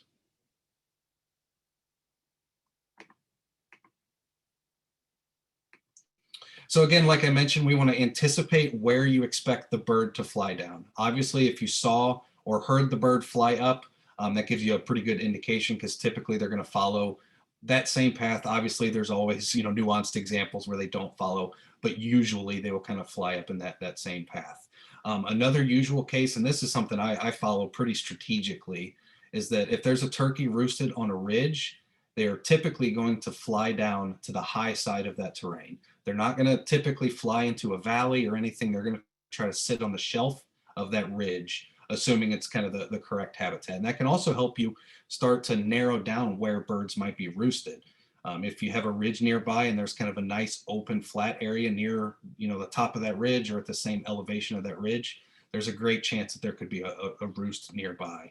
I'm also looking for open ridges, pastures, clear cuts, and ag fields. Will also be likely landing spots. And occasionally, if there's kind of an old logging road through a specific stand of timber, and maybe those birds, maybe that clear cut or that, logging road is fairly substantial, you may even get birds flying down into those type of openings. So look for, again, open ridges, pastures, clear cuts, and forest openings is a good chance that the birds are going to leave the roost and hit those areas. Turkeys are also extremely infamous for hanging up behind any geographic changes. I was on a hunt 2 years ago and I had a tom strutting back and forth. He was working really good all morning for about an hour, and I just could not figure out why he wasn't coming any closer. It sounded like, he was 150 yards, just going back and forth, gobbling his head off. Anytime I make a note, he'd and gobble right back. But he never came in, and come to find out, there was a little bit of a creek that ran through there and he did not want to cross it. And so when I'm picking an area, I'm also paying attention to some of these geographic changes. I'm looking for fences, creeks, roads, even thick brush. I want none of those obstructions between where I expect that bird to be roosted and where I want to set up in the morning.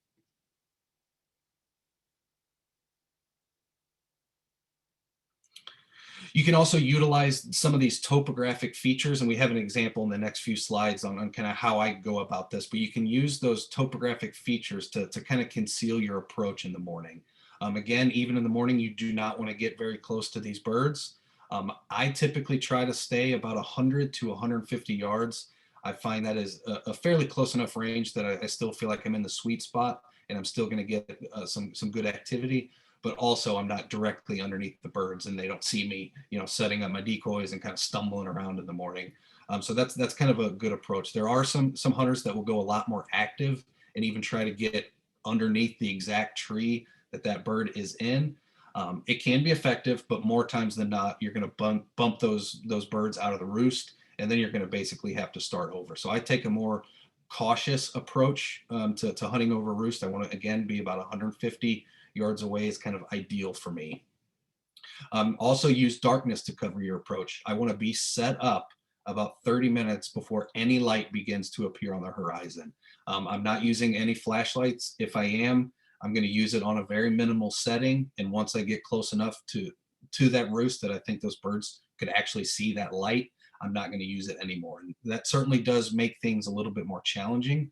But that's why I recommend some of these new headlamps have a red light, and that's really good at preserving your night vision. So if you need, light while you're packing up your bag and stuff, it doesn't just totally blast away your night vision, so that when you get close to the roost and you need to be able to work in the dark, you still have that option.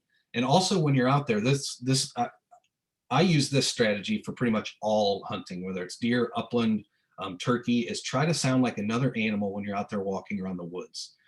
Turkeys are used to hearing, deer walk around. They're used to raccoons and squirrels. So you don't have to be silent. You just have to sound like you fit in with that habitat. So you don't want metal clanking.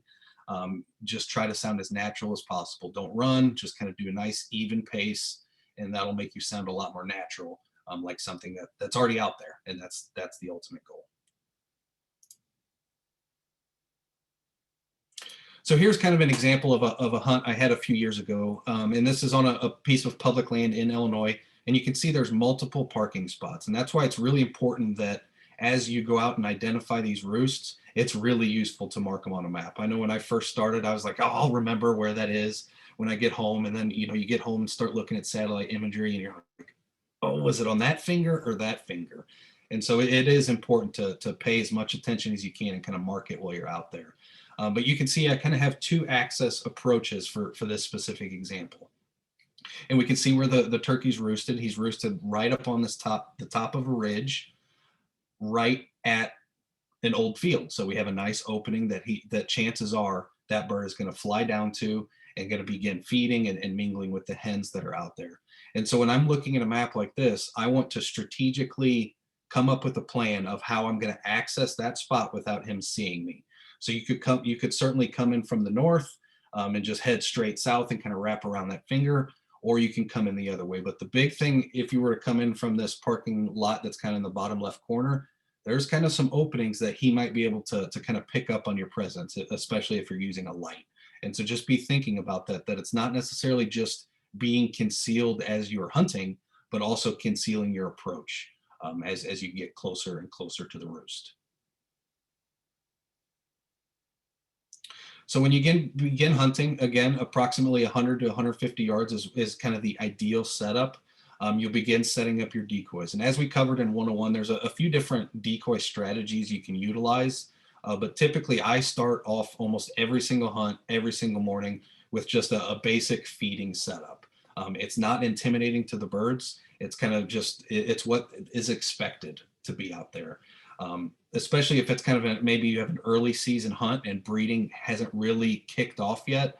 That's the kind of approach I'm going to use, is kind of this feeding. Now, if you have a later season, maybe a third or fourth, and it just seems like the birds are really fired up, there's a lot of active breeding going on, you may want to shift to a more aggressive approach. So you may want to use a breeding scenario that makes it look like a bird is being actually bred at that moment, which will then cause the tom to come in and intervene. But again, I like to always start with kind of a feeding setup. So I'll put 2 or 3 hen decoys out and maybe a young Jake kind of in pursuit, and hope that's enough to grab the attention of those birds. But you also want to position your decoys beyond your location. And what I mean by that is exactly what it says, beyond your location. What happens very often with turkeys, particularly if it's kind of a late season hunt, maybe there's been some pressure out there, birds always seem to have this tendency to hang up, 20 or 30 yards past your decoys. And if your decoys are in a place that puts them outside of your range, that can be a little bit frustrating. And so I like to set my decoy spread beyond my location rather than between myself and the birds. This also keeps the birds kind of focused on that kind of, that feeding setup, or that submissive hen that you have set up, rather than on what they think will be kind of a guy sitting in the grass. So it keeps the birds' attention away from you as the hunter, in hopes that they walk directly in front of you, going straight at those decoys without ever laying an eye on you. And so this is kind of the ideal scenario for kind of that early morning roosted hunt.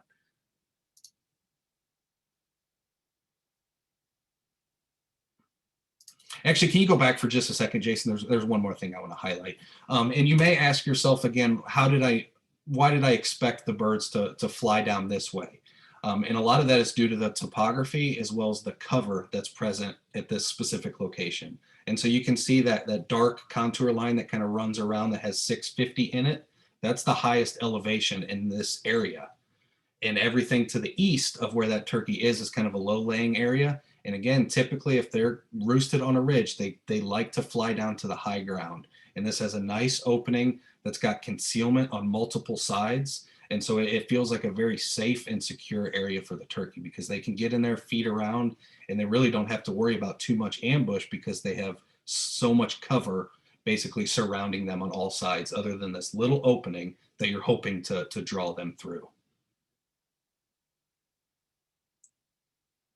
And so when I'm set up and I got my decoys set up, the birds are still on the roost. It still hasn't begun getting light yet. Concealment is one of the most important aspects of turkey hunting. You can harvest turkeys without decoys. You can do it without calls, but if you're not concealed, chances are you will never get within range of a turkey. So concealment is very important. As Curtis mentioned, turkey have incredible eyesight. They can see colored vision. So any color is important, but they have an excellent ability at detecting the slightest amount of movement. And so very oftentimes you can either use a blind to kind of fully conceal yourself. Now, the issue with blinds is it often takes turkey a little bit to get used to it. I used to work in Kentucky, or no, this was actually in Missouri. I worked for Missouri Department of Conservation trapping turkeys. And we would set up blinds and use them as kind of our concealment to capture the turkeys for relocation efforts. And it would take on average about 3 or 4 nights before those turkeys felt really comfortable heading to that area.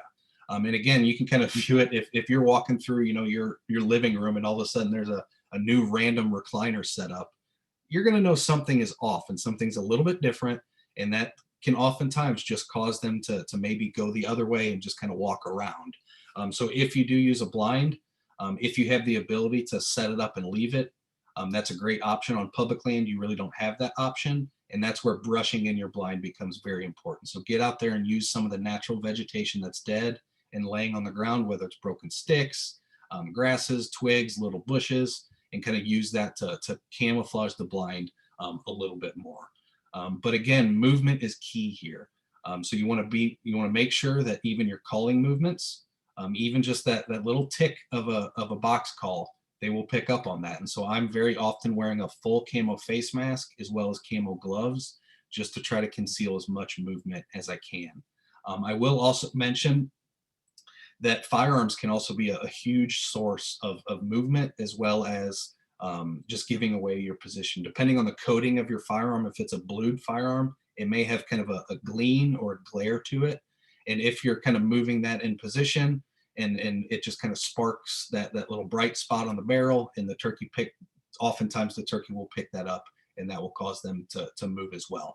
And so you don't have to purchase a brand new firearm. You can wrap it in camo, or even just be cognizant of that when you're out there. Just don't be moving your firearm around as much, because again, if it glares, they are going to be able to see that glare. But so now I'm all set up, I'm concealed, I'm using some natural vegetation that's in the area. I'm just kind of, very commonly, I'm going to be sitting with my back against a tree.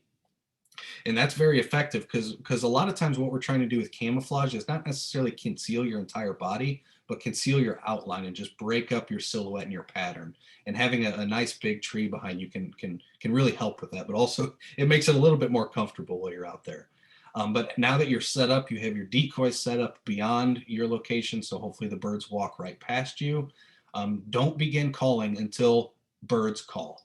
I know when I first started, I loved hearing the gobble response. And so I would always get there, I'd be sitting up waiting for it to be sunrise, and I would just start calling so I could hear them gobble back. Not the best situation to put yourself in, because what you're telling turkeys is there's already a turkey on the ground, but I haven't heard anything fly down. And so it can just cause a little bit more confusion and doesn't sound as lifelike. So very often I'm not going to be the first bird to call in the woods. Once I hear other birds start firing off, then I might start doing some soft calls while they're still on the roost. But I particularly don't do a ton of calling while they are on the roost. I like to wait till they get down on the ground, and that's when I'm going to start the majority of my calling sequences. So at that point, when I hear them fly down again, they're going to be very loud. I mean, it's going to sound, you're going to hear that of their wings flapping because they have a huge wingspan. That point is when I'm going to start calling. And so I'm going to start using some soft yelps just to try to paint the picture that there's some other feeding hens over here. So I'll mix in some purrs to sound like some content birds. But very often those toms are going to be with hens. And so typically they roost in a spot where they know they have a harem or a group of hens nearby, and they watch those hens go up in the roost, and then he positions himself to be ready in the morning to try to breed. And so a lot of times that tom's going to come straight off the roost, and again, he's going to go to those hens that he's already been watching and that he kind of roosted alongside. Now, they're not necessarily going to roost in the same tree, but he typically has kind of within eyesight or earshot, he's got a flock of hens that he's kind of actively working. And so now we get to the point of kind of, now what do I do? The tom is on the ground, he's dealing with these hens. And so that's when I'm going to try to talk to the hens. I'm going to start mimicking their sounds, mimicking their behaviors. Because again, I'm not necessarily trying to convince that tom or that jake to come. I'm trying to get the hens to come, because if they come, he's going to be right behind them. It's kind of the same like deer hunting during the rut. They always say, hunt the does, because where the does are, the bucks are going to be. And so the same concept kind of applies here. So there's a few likely outcomes of hunting next to or over a roost. The first one is going to be the tom leaves the roost and comes your direction. If that happens, just keep communicating with the tom. That's when I'm going to be doing a lot of purring. I'm not going to be cutting or cackling, or I might do some soft yelps intermixed with some purring, but it's mainly going to be clucks, yelps, and purr, just to keep that gobbler's interest and to make it seem like these decoys are actually talking. Now, if the tom stays with real hens, that's when you may have to, again, try to change up your calling to try to bring those hens to you. So at that point, I'm going to try to mimic as much of the vocalizations as those hens as I can. So whatever they're doing, I'm going to try to do the same thing. Now, if the tom gets hung up, that is an indicator that something didn't look quite right. It could be the decoy setup didn't look quite right. There could be an obstruction that maybe you just didn't notice, or maybe he's just not interested. Sometimes that happens. And that's when I'm going to try to change up stuff. If I get a tom that's just hung up and I can't really explain why that tom or that jake is not coming in, that's when I'm going to transition to potentially using a more intimidating decoy setup. I might use a fighting or a breeding setup just to try to elicit some of that testosterone in him, so that it basically his urges drive him to come intervene. But other times it just comes down to luck of the draw. Now, if you never see the birds after they leave the roost, you can try and refine the tom. Typically, I'm going to wait about an hour or so before I'll get up and start actively looking for other birds. But again, that's when you'll kind of try to locate other males. If you heard them come off the roost, but for some reason they just kind of disappeared, which that happens fairly regularly, at that point, just kind of sit there and just see how things go. Keep your ears open, because there's going to be toms gobbling in every single direction. And so I want to try to pinpoint which ones are close enough to make a play on, and most importantly, which ones are within the legal area I can hunt. Now, if you never happen to see or even hear a bird all morning, but you've roosted them the night before, chances are you probably spooked the birds off the roost or something else did. It's not always human, humans causing them to leave the roost. Occasionally it could be another predator running through there, or maybe really bad windstorm or things like that. But chances are something spooked them off the roost. And so at that point, that's when I'm going to transition to using kind of a more midday approach.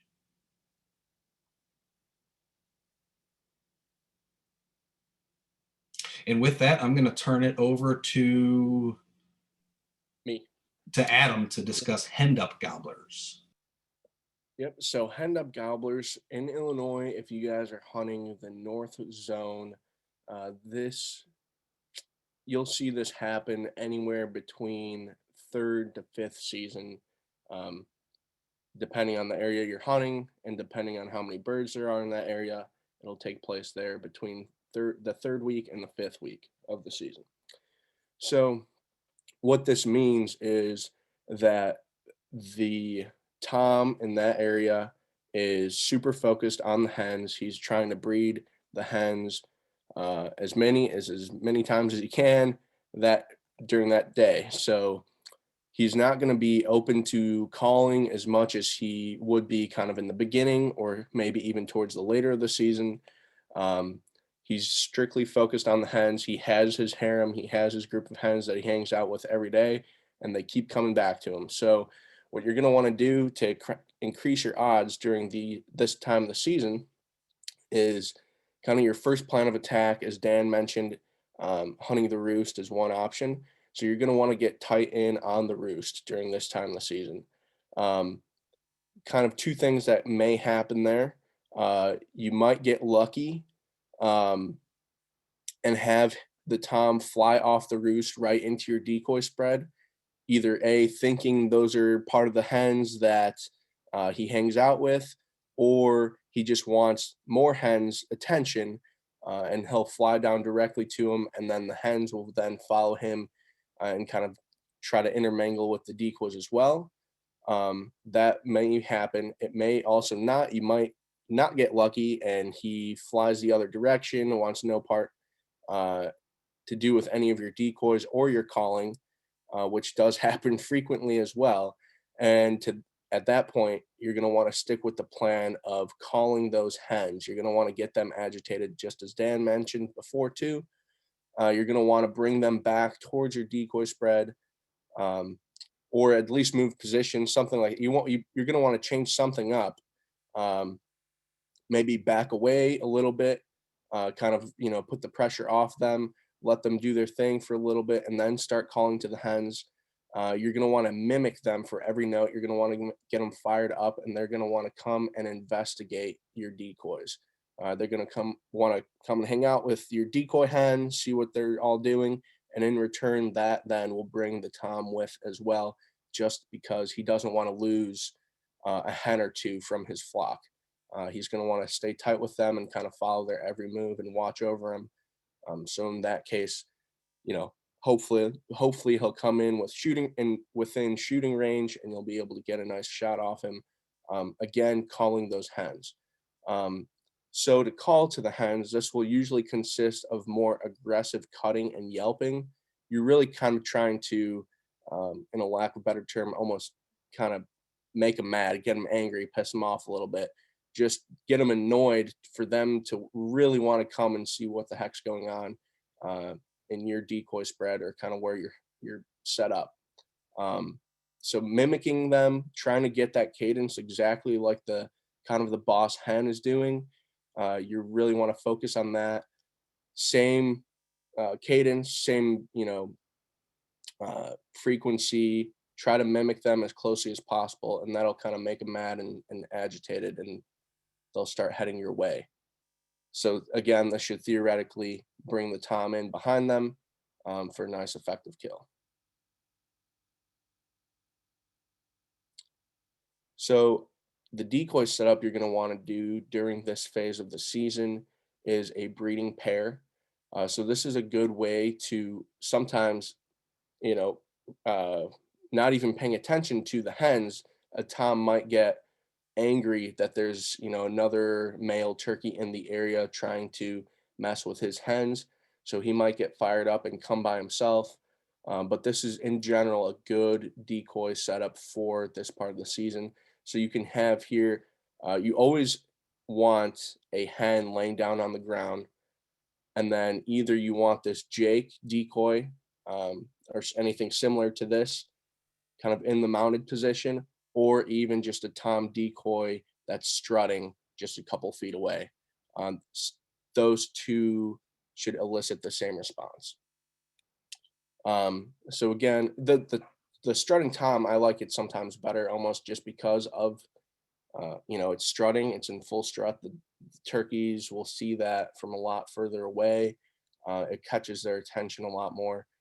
Plus, a strutting Tom, you can use that in different situations as well. So if you're looking for decoys to buy, instead of just buying the um, breeding pair, you might want to look into a full strut Tom instead, just because, again, you can use those for different applications.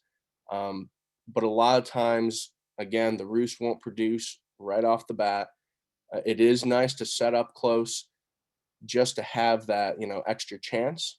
But if it doesn't work, always stay persistent. Stay on the birds without being detected. Stealth and patience are how you're going to bag a bird during this time of the season. And yeah, with that, I believe we're going to turn it over to Jason. Thanks, Adam. So apologize again if I cough during this. Headphone warning on that. But so mid-morning hunting, we've talked about this before, definitely in the 101 presentation, and you can be really lucky mid-morning. So if all those other things have happened already, like that scenario table that Dan went through, and you haven't had any luck right off the bat, off the roost and everything else, well, you can still get a bird. So come 8:30 to 1 p.m., you could still have a shot at a bird, because usually the toms are with, if they're henned up and you haven't been able to break them off a hen, or they're busy doing something else, they're out looking around come mid-morning. They're out prowling around for something else to follow for the rest of the day. So you could be that hen for them. So if you so yeah, so be patient, and hopefully one will move in soon enough. So here's a scenario for you here. So if you have not heard the bird, but you've been hearing one, and they've been away like 100 yards and they haven't made the come in at all, you can try to locate the bird with a soft cluck and a yelp to see if they're near you, because they could have been sneaking in that whole time. Like when a bird goes silent does not mean that they're not working their way towards you. So they could be right a couple trees away from you. So try doing a couple clucks and a yelp to see if they're near you. And if you don't hear anything, you might hear doing that might trigger drumming. So we went over that in 101, but a drumming's similar to what you might think of a grouse noise, but like that real deep, like whoom, whoom, whoom, whoom, like almost like a subwoofer, and kind of get you in your chest. You might hear one of those if it's near you. But if you don't hear anything, then you can do a louder yelp, like you would have in the morning, to try to get something to gobble from far away. And then if you hear something, you can walk towards it, or if you don't hear anything, you can still move and try to see if that can trigger something somewhere else. So if you do hear something, you can move about 50 yards towards it and then get set up again. And remember, always keep cover between you and where you think the turkey is, because they can see you coming, of course. So try to move stealthily as you go, and then reset up and then call again. And you can do the soft clucks and the soft yelps and see if it's near you. And if it's not, then try doing some louder yelps and try to get it to trigger again to call again. So if you move 2 or 3 times in the direction that you think the bird is, and you still haven't heard it, you can even try doing a locator call to try to get that turkey to make a note, to gobble and to find it again. So that's kind of the solution for mid-morning if you haven't gotten one. That's kind of the aggressive play if you want to try to move towards it. Again, naturally, toms are used to hens coming to them.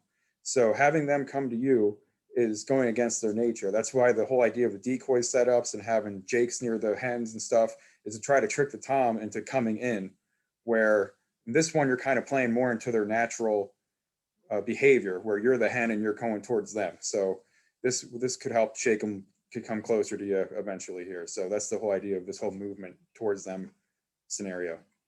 And in the past, just a personal story, I was thinking about different turkey hunting stories. And this one, the time I got my first turkey was probably one of my favorite hunts I've ever been on. It was myself and my dad, similar to this photo that we found here. And we were set up in one spot and the turkey was hung up and he wouldn't come any closer. And it got to be mid-morning and we heard him once in a while, but not a lot. So we moved closer to him, and hunting in a pair like this, we're able, because turkeys do hang up because they want the hen to come towards them. And we knew that. So my dad set up about 20 yards behind me. And so that way, when a turkey hung up, it was going to be where I was and not where my dad was calling from. So that's one strategy that you can use too. If you have a pair of you out there, you can also hunt with non-hunters. Even though you might have the tag, if you're with a non-hunter who knows how to call, they can set up behind you where you think the turkeys are going to come from, and you can intercept the turkey before they get to you. And that's what worked for us. So I had the hen walk by me and she walked within a couple feet of me, and it was almost scary because turkeys do have spurs on them and stuff. So she walked by me, and then a Jake was behind her, and that was my first turkey I got when I was about 16. So just another strategy there that you could use. And now we're going to talk about hunting in adverse weather, and I believe Curtis is going to take over from here. All right, thanks, Jason. So ideally, I guess we all get perfect weather, nice clear days, not too hot, not too cold, but that's not always the case. Obviously, April and May, the spring, are not exactly known for being consistent or mild in Illinois. We got to kind of roll with the punches. Now, all things considered, yes, calm, sunny mornings without much wind, those are going to be the most vocalizations, the most action.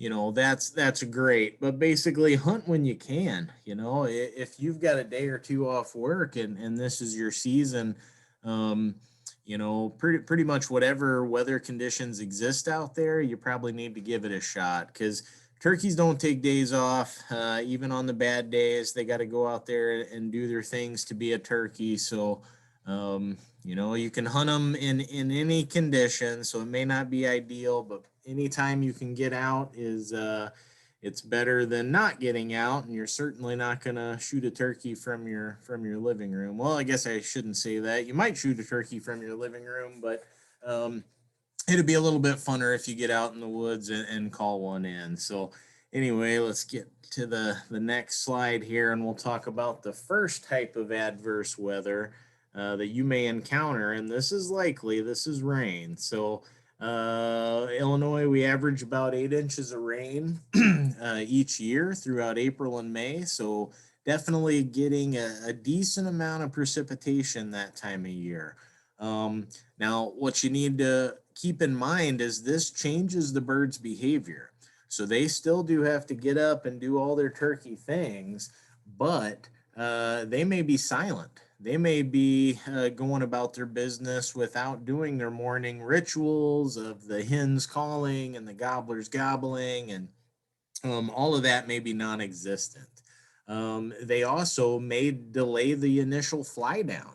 So they could sit in the tree for a good long time after first light. I guess, pretty similar to how us people on a rainy, nasty day might sleep in and hit the snooze button. The old turkey might do the same thing. So, and just straight up activity might be reduced. They might be out in the field, way out in the middle of a field, which makes approach really impossible. There's no way you can sneak up to them. So, a lot of different ways rain can change your hunt.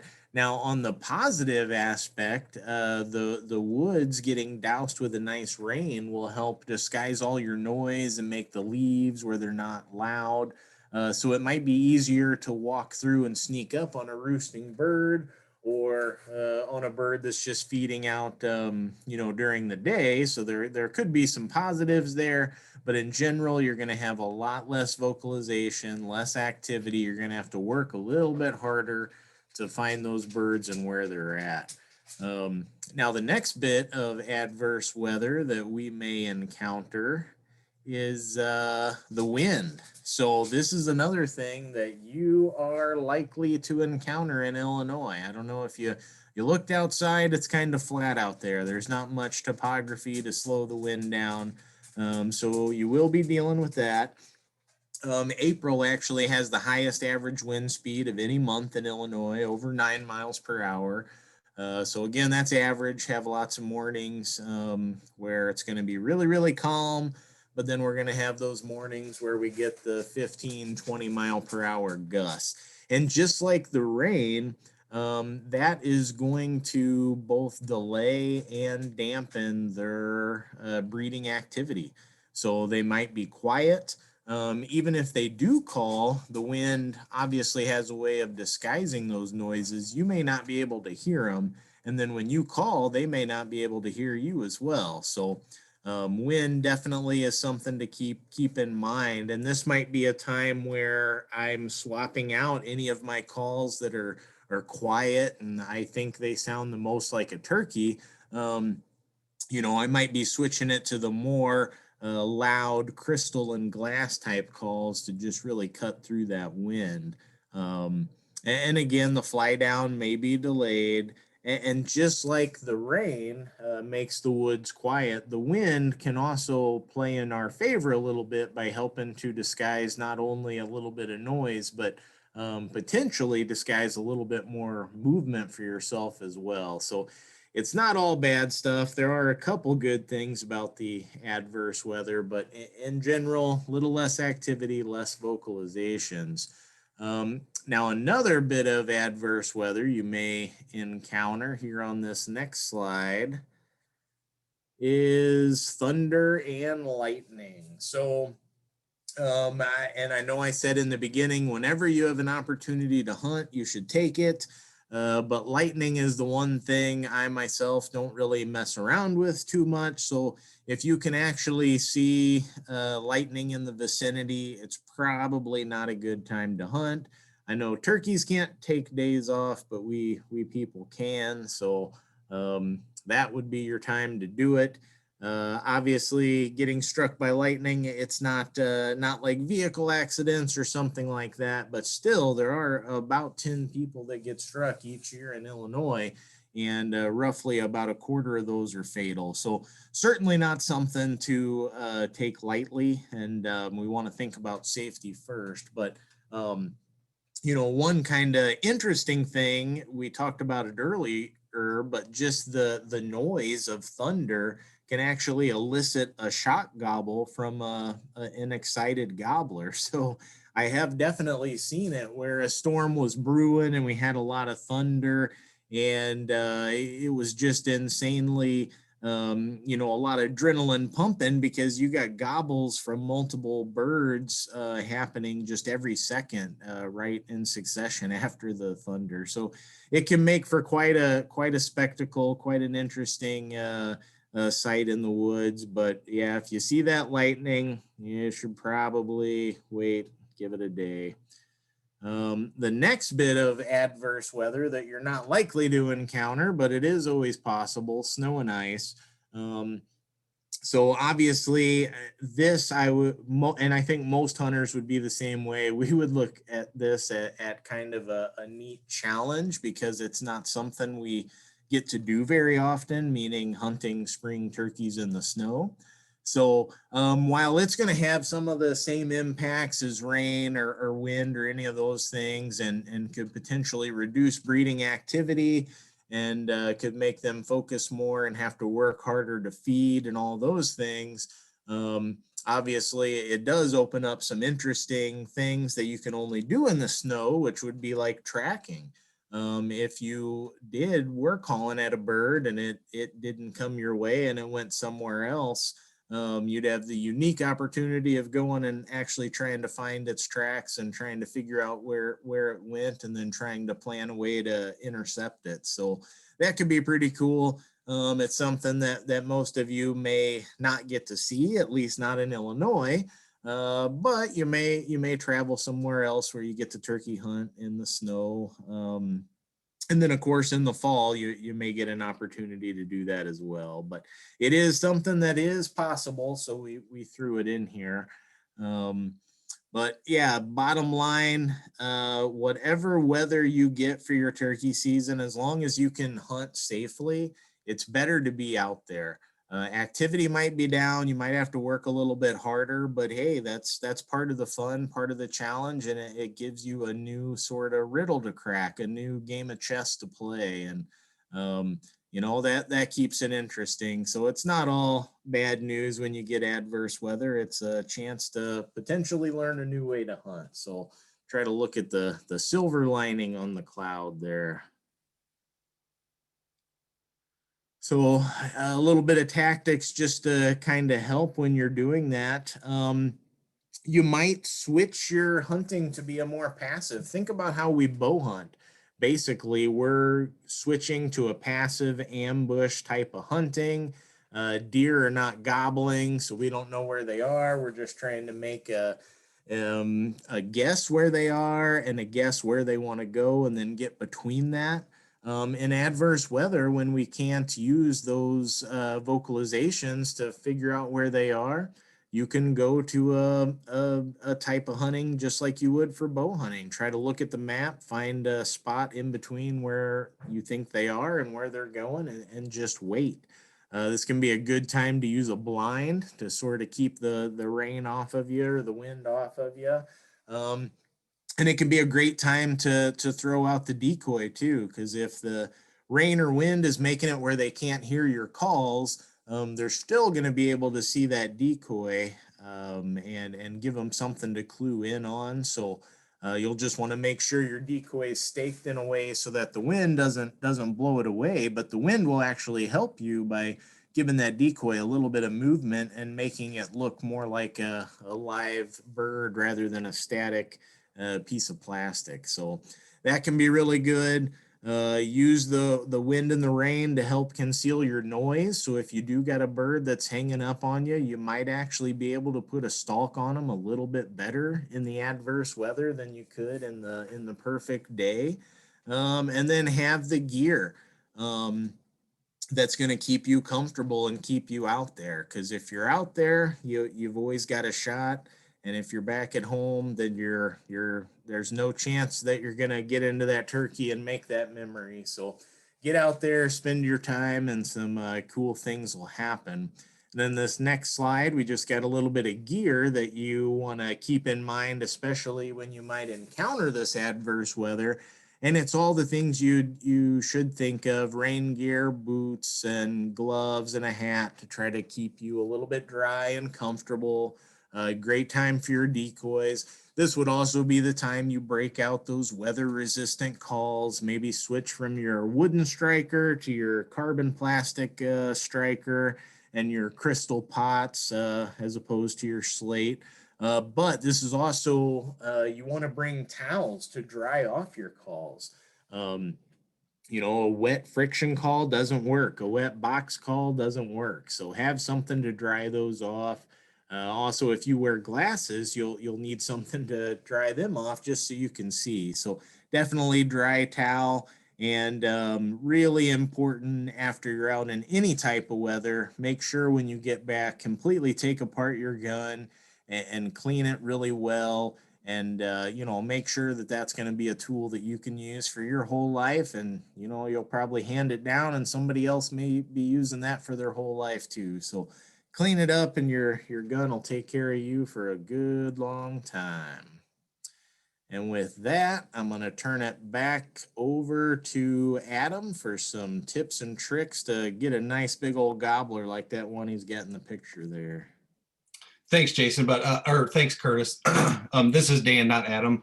But I do want to highlight some additional tips that are kind of important, and they didn't really fit, in other spaces of this webinar. But always shoot, and we've kind of mentioned some of these throughout, but it's important to reiterate some of these tips. Always shoot birds when their head is up. So as Curtis kind of mentioned, when those turkeys are approaching, you may be doing some soft calling as that tom gets really close. You might do some soft purrs.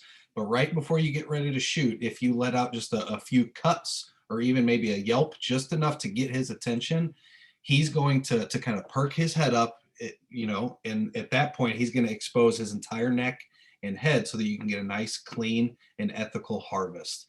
If that bird is in full strut, you can certainly still get a nice harvest and a nice ethical shot, but you do risk the chances of damaging meat, as well as the overall target size becomes drastically reduced because it's kind of shrunk in. And it, when we kind of covered archery and how to aim at turkeys with archery, and we kind of mentioned a little bit of when a turkey's in full strut, it's very difficult to discern where their specific vital organs are. The way their head kind of wraps around and necks back into the feathers, it's just really difficult to see that differentiation and make sure you get a nice, clean, ethical shot.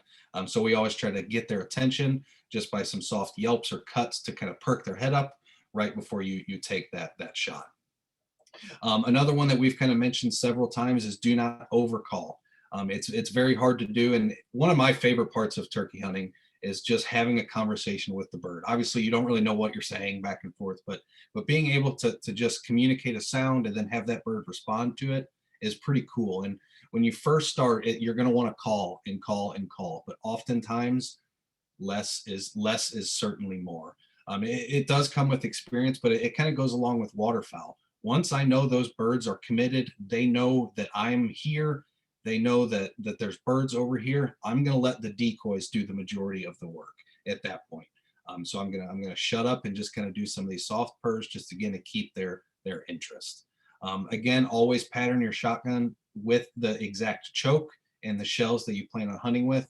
We kind of talked about that process in 101, but it's really important to be able to understand where your shotgun patterns.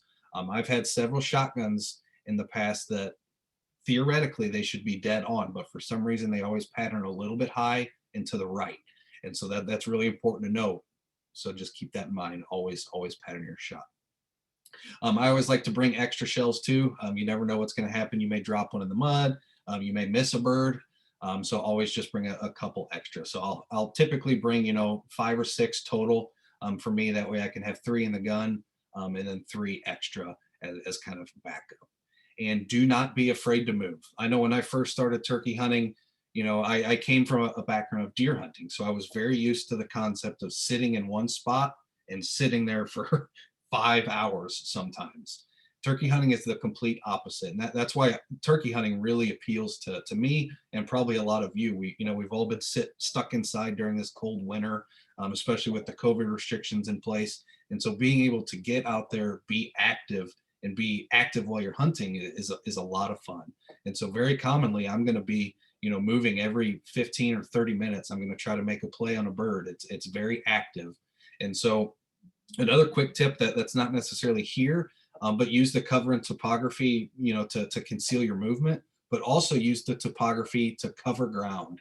And so very commonly, if I'm having a morning where I'm just struggling, I'm not getting many gobble responses, I'm not seeing the number of birds that I expected, I typically try to find a nice high ridge that has, decent reach. And I'm going to start doing some really loud yelping or other vocalizations from that spot, just to, again, try to elicit a response that I can then go and make a play on. But it's very much a chess match. You're going to be, working towards the bird. In some instances, you may have to even back up. I've been in instances where, turkeys were in the middle of a field when I expected them to be on the other side of the ridge.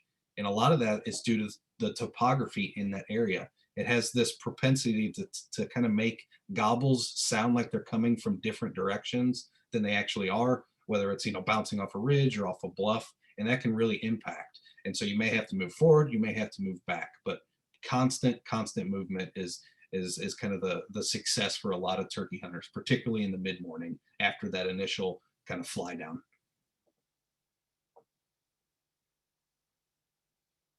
And do not be afraid to hunt without decoys.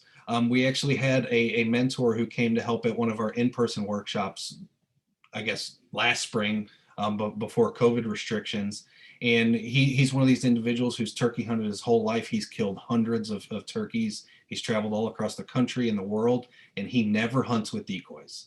He relies on his calling as well as his ability to understand the habitat and understand the birds. And so you don't have to utilize decoys. They certainly can help and they can be effective, but don't be afraid that if the decoys are just starting to scare the birds off, then it might be time to just try to put them away, maybe hunker up to some real thick cover and make it sound like the bird that you're imitating is in that thick cover. And oftentimes that can pull them into you without even having the decoys in place. Just making it sound like there's a bird behind you that they can't see because there's either some terrain or some cover can be really effective. Again, don't forget your sandpaper or scratch pad with your calls. And don't forget to chalk your box call. That's one of the really frustrating things is if you get out there in the morning, you don't have those things and you can't just make your calls sound right. So I typically leave an extra set in my bag just so you always have it. I will give a quick caution with a box call too. There's a lot of new kind of turkey hunting vests that have kind of a built-in seat, so you can kind of just quickly flip it down and just be real quick kind of movement. Be careful where you store your box call. I've broken 2 or 3 in the past few years just by quickly throwing them in a backpack or in a back pocket, and then I'm, the adrenaline starts pumping. I hear a bird a few hundred yards off, and I just plunk down against a tree and shatter a call. So just kind of keep that in mind. That's another good tip. When Dan, I want to add real quick. Oh, Sorry, go ahead. I don't want to interrupt you there, but I did think of those push-pull calls. Also, most of those will require chalk too. So if you're looking to get one of those, make sure that the bottom side and the little piece of wood that it rubs up on has chalk on that as well. Great point. Perfect. And again, we want patience. The first turkey I ever harvested took about 10 minutes from sunrise until I had the bird on the ground. The next year when I harvested a turkey, it was about a 2-hour ordeal with that bird just strutting back and forth, and he would commit and then he'd go back. He'd commit and he'd go back. And so oftentimes you have to be really patient. And again, just because you don't hear that bird doesn't mean he's not there. There's been several instances where you'll be sitting there calling, you're like, man, I'm not hearing anything. And then you pack up your stuff to move, and there was a tom standing behind you at 15 or 20 yards. And so kind of be on the swivel, but don't always pay attention to just the birds you hear. There's also likely other birds that are a little bit more silent. Particularly as the season goes on, especially on public land, these birds get pressured. They get called at. They see decoy spreads. They see hunters. They may get shot at in some instances. And so they're starting to pick up on some of the things. And so oftentimes it's just what can you do to set yourself apart from every other hunter that's been out there. And oftentimes, again, patience is very important. And also learn the body language of birds. This is something that'll kind of come from experience. It's hard to explain, but you'll start to pick up when a bird is kind of getting spooky. They may start getting a little bit more silent. Their head's going to start flipping kind of back and forth, and they're just going to be a lot more alert. And those are the type of things that you'll start to pick up on. And if you ever happen to see turkey and you're driving down the road, or maybe you're out deer hunting, I highly recommend just watching those birds. I kind of use the same concept for goose hunting. When I first started goose hunting, the best decision I ever made was just when I saw a flock of geese and it was safe to pull off on the road and park and just sit there and observe and watch how that flock interacts. Watch their body language, watch how they communicate with each other, watch how they feed. All these things are really important. So understanding that turkey's behavior is critical.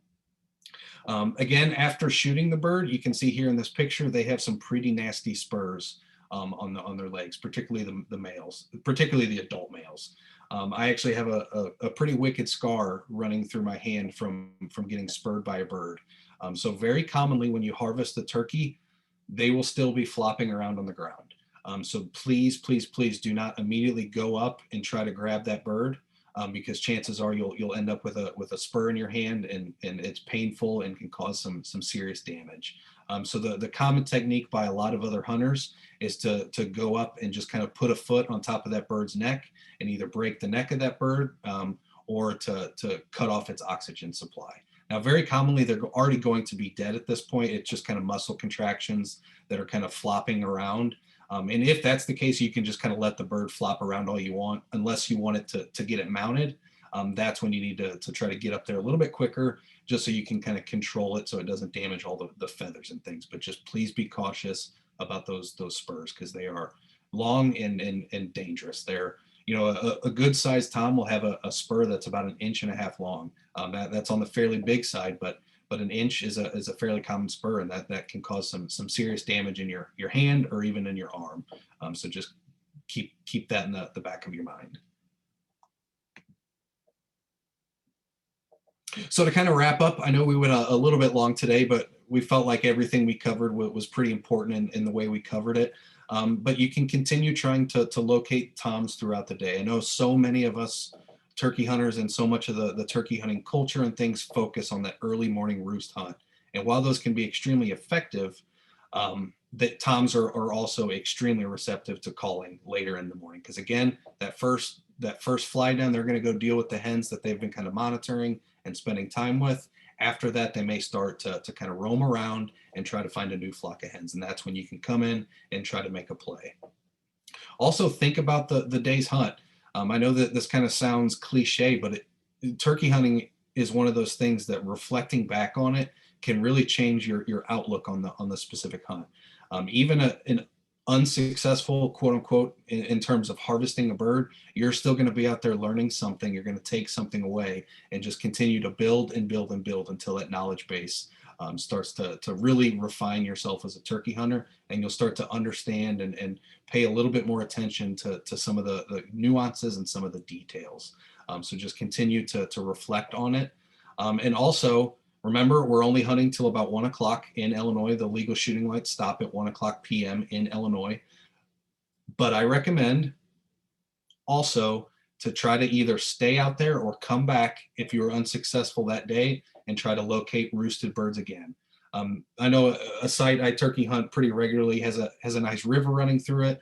So occasionally I'll bring a fishing rod, and after the day's over, I'll fish for a few hours. I might hike around, try to find some morel mushrooms and other things until it gets a little bit closer to start paying attention for that sunset roost. But I do recommend if you didn't harvest anything in that morning, get back out there and try to locate those active roosts again.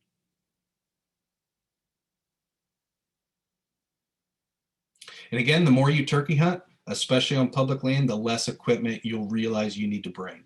I kind of pride myself on being a minimalist in a lot of the hunting I do. I deer hunt, archery on the ground. I don't utilize tree stands and things like that. They can certainly make it easier, but it also adds an added expense, but it also impacts where you can hunt. And the same can be said with turkeys. Obviously, it's not necessarily the gear, but putting in the effort to go the extra distance and a little bit further, especially on public land, these birds get pressured pretty quick during first and second season. And so oftentimes that's going to push them deep into the public land, or even on the fringes of the public land adjacent to the adjacent private land. And so oftentimes getting in some of these deep areas where most people aren't either able to go to or willing to go to can be really effective. Try and keep it simple. Again, less is oftentimes more in terms of calling, and use a call that you know well. Again, the notes aren't as specific. A lot of times it's kind of the cadence and how you utilize that cadence. Every turkey sounds different. And so, if you hit a few squeak notes, it's not going to bother turkeys in the slightest. So just kind of use a call that you know well and you can perform well with it, but don't worry about, being perfect with that specific call. And obviously dress appropriately. The more comfortable you are, the longer you're willing to hunt. And that's all we're out here for is spending more time in the woods, especially during turkey season, because oftentimes you're only getting, 5 days to hunt, and you want to make the most out of those 5 days. Another thing I really want to highlight is the group, the National Wild Turkey Federation. This is a fantastic organization. They're a non-governmental organization who prides themselves on the Save the Habitat and Save the Hunt initiative, particularly as it relates to turkey. So they do a lot of really good outreach efforts, as well as land management on both private lands as well as state lands, to conserve turkeys. Because as we kind of started this conversation off, turkeys were once extirpated from Illinois. There was no turkeys left in this state.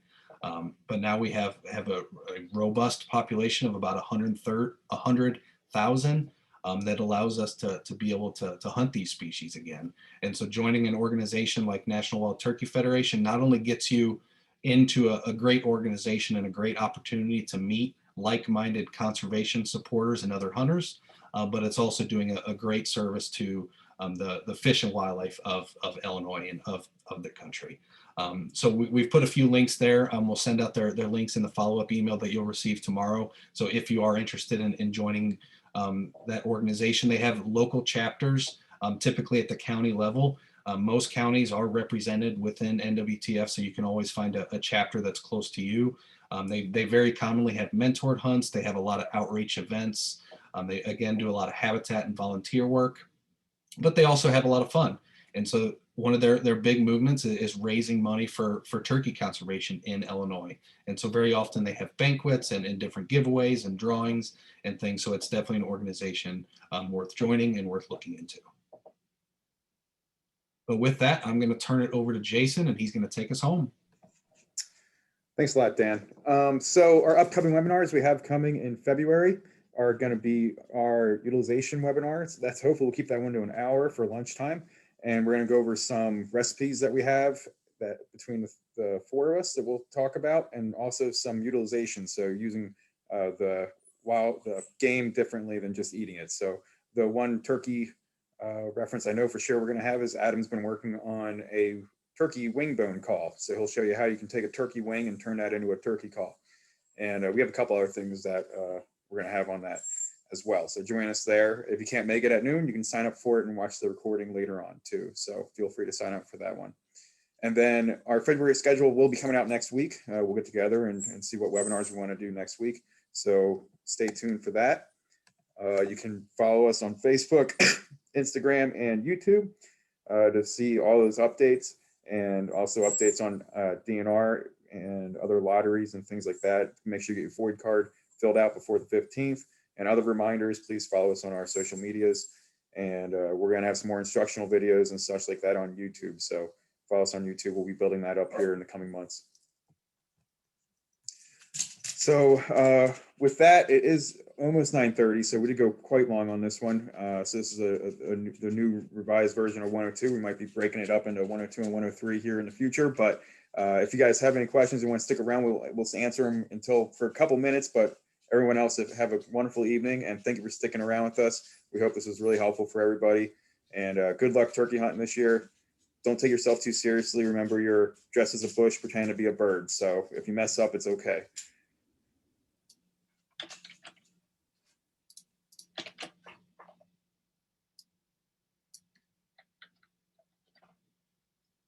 And also, I quickly want to ask, it's something I've been kind of toying around with the idea, especially before we get closer to turkey season. If we were to host a kind of Q&A style webinar, would people be interested in kind of attending those, where we just kind of open it up? We don't really have a formal presentation, but we just kind of have you guys request questions, and we can pull up some other materials, maybe some maps, and answer those. So if that sounds like something you're interested in, please let us know. We have a question from Joe. If hunting public land, how do you know where to start looking? That's a fantastic question. Now it says you're in Southern Illinois, so you have a lot of options down there. The Shawnee National Forest in particular has very, very, very good turkey habitat as well as turkey hunting. So that's a great option there. But if you're kind of looking at some of the other Illinois DNR lands, what I recommend is looking up the Illinois Public Lands Hunting Report. You can find that through the Illinois DNR's website, or if you just Google Illinois Public Lands Hunting Report, and it's going to have every single Illinois DNR site listed. It's going to show you hunter effort, as well as how many of each species were harvested at that site. And so that can give you some pretty good indications of what the population level is at that specific site, but it can also allow you to kind of gauge the hunter effort. And so with a little bit of math, you can probably come up with, harvest per effort with some quick Excel, and then you could use that to kind of rank sites that way. So that would be a good start too. But definitely the Shawnee is a great option. Okay, it looks like we're getting some pretty good comments on the Q&A webinar. So I think we will run with that idea. So just kind of be looking at that in February, and we'll try to do that. We'll do it a little bit shorter, so it won't be 2.5 hours, but we'll schedule, maybe an hour and a half or so where we can come in and just answer questions relating to, turkey behavior, turkey ecology, and obviously turkey hunting. I think that's a great idea.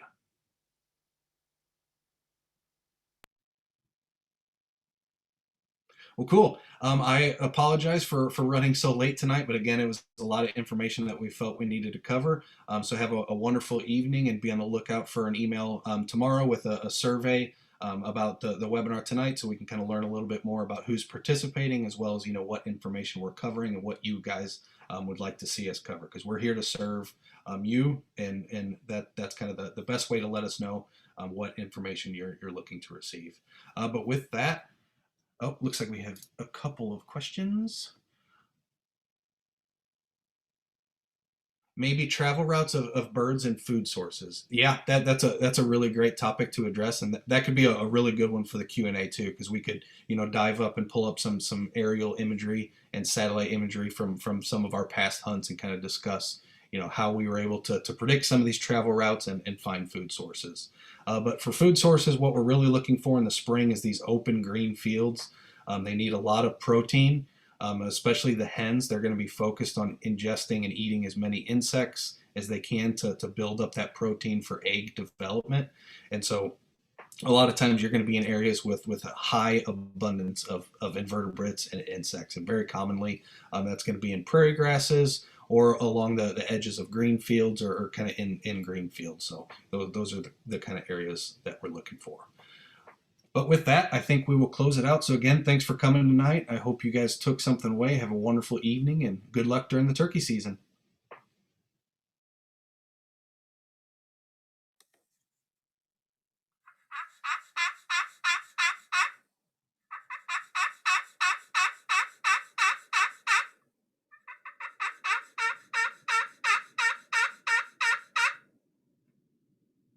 Serenading us. I love it. All right. Good night, everybody.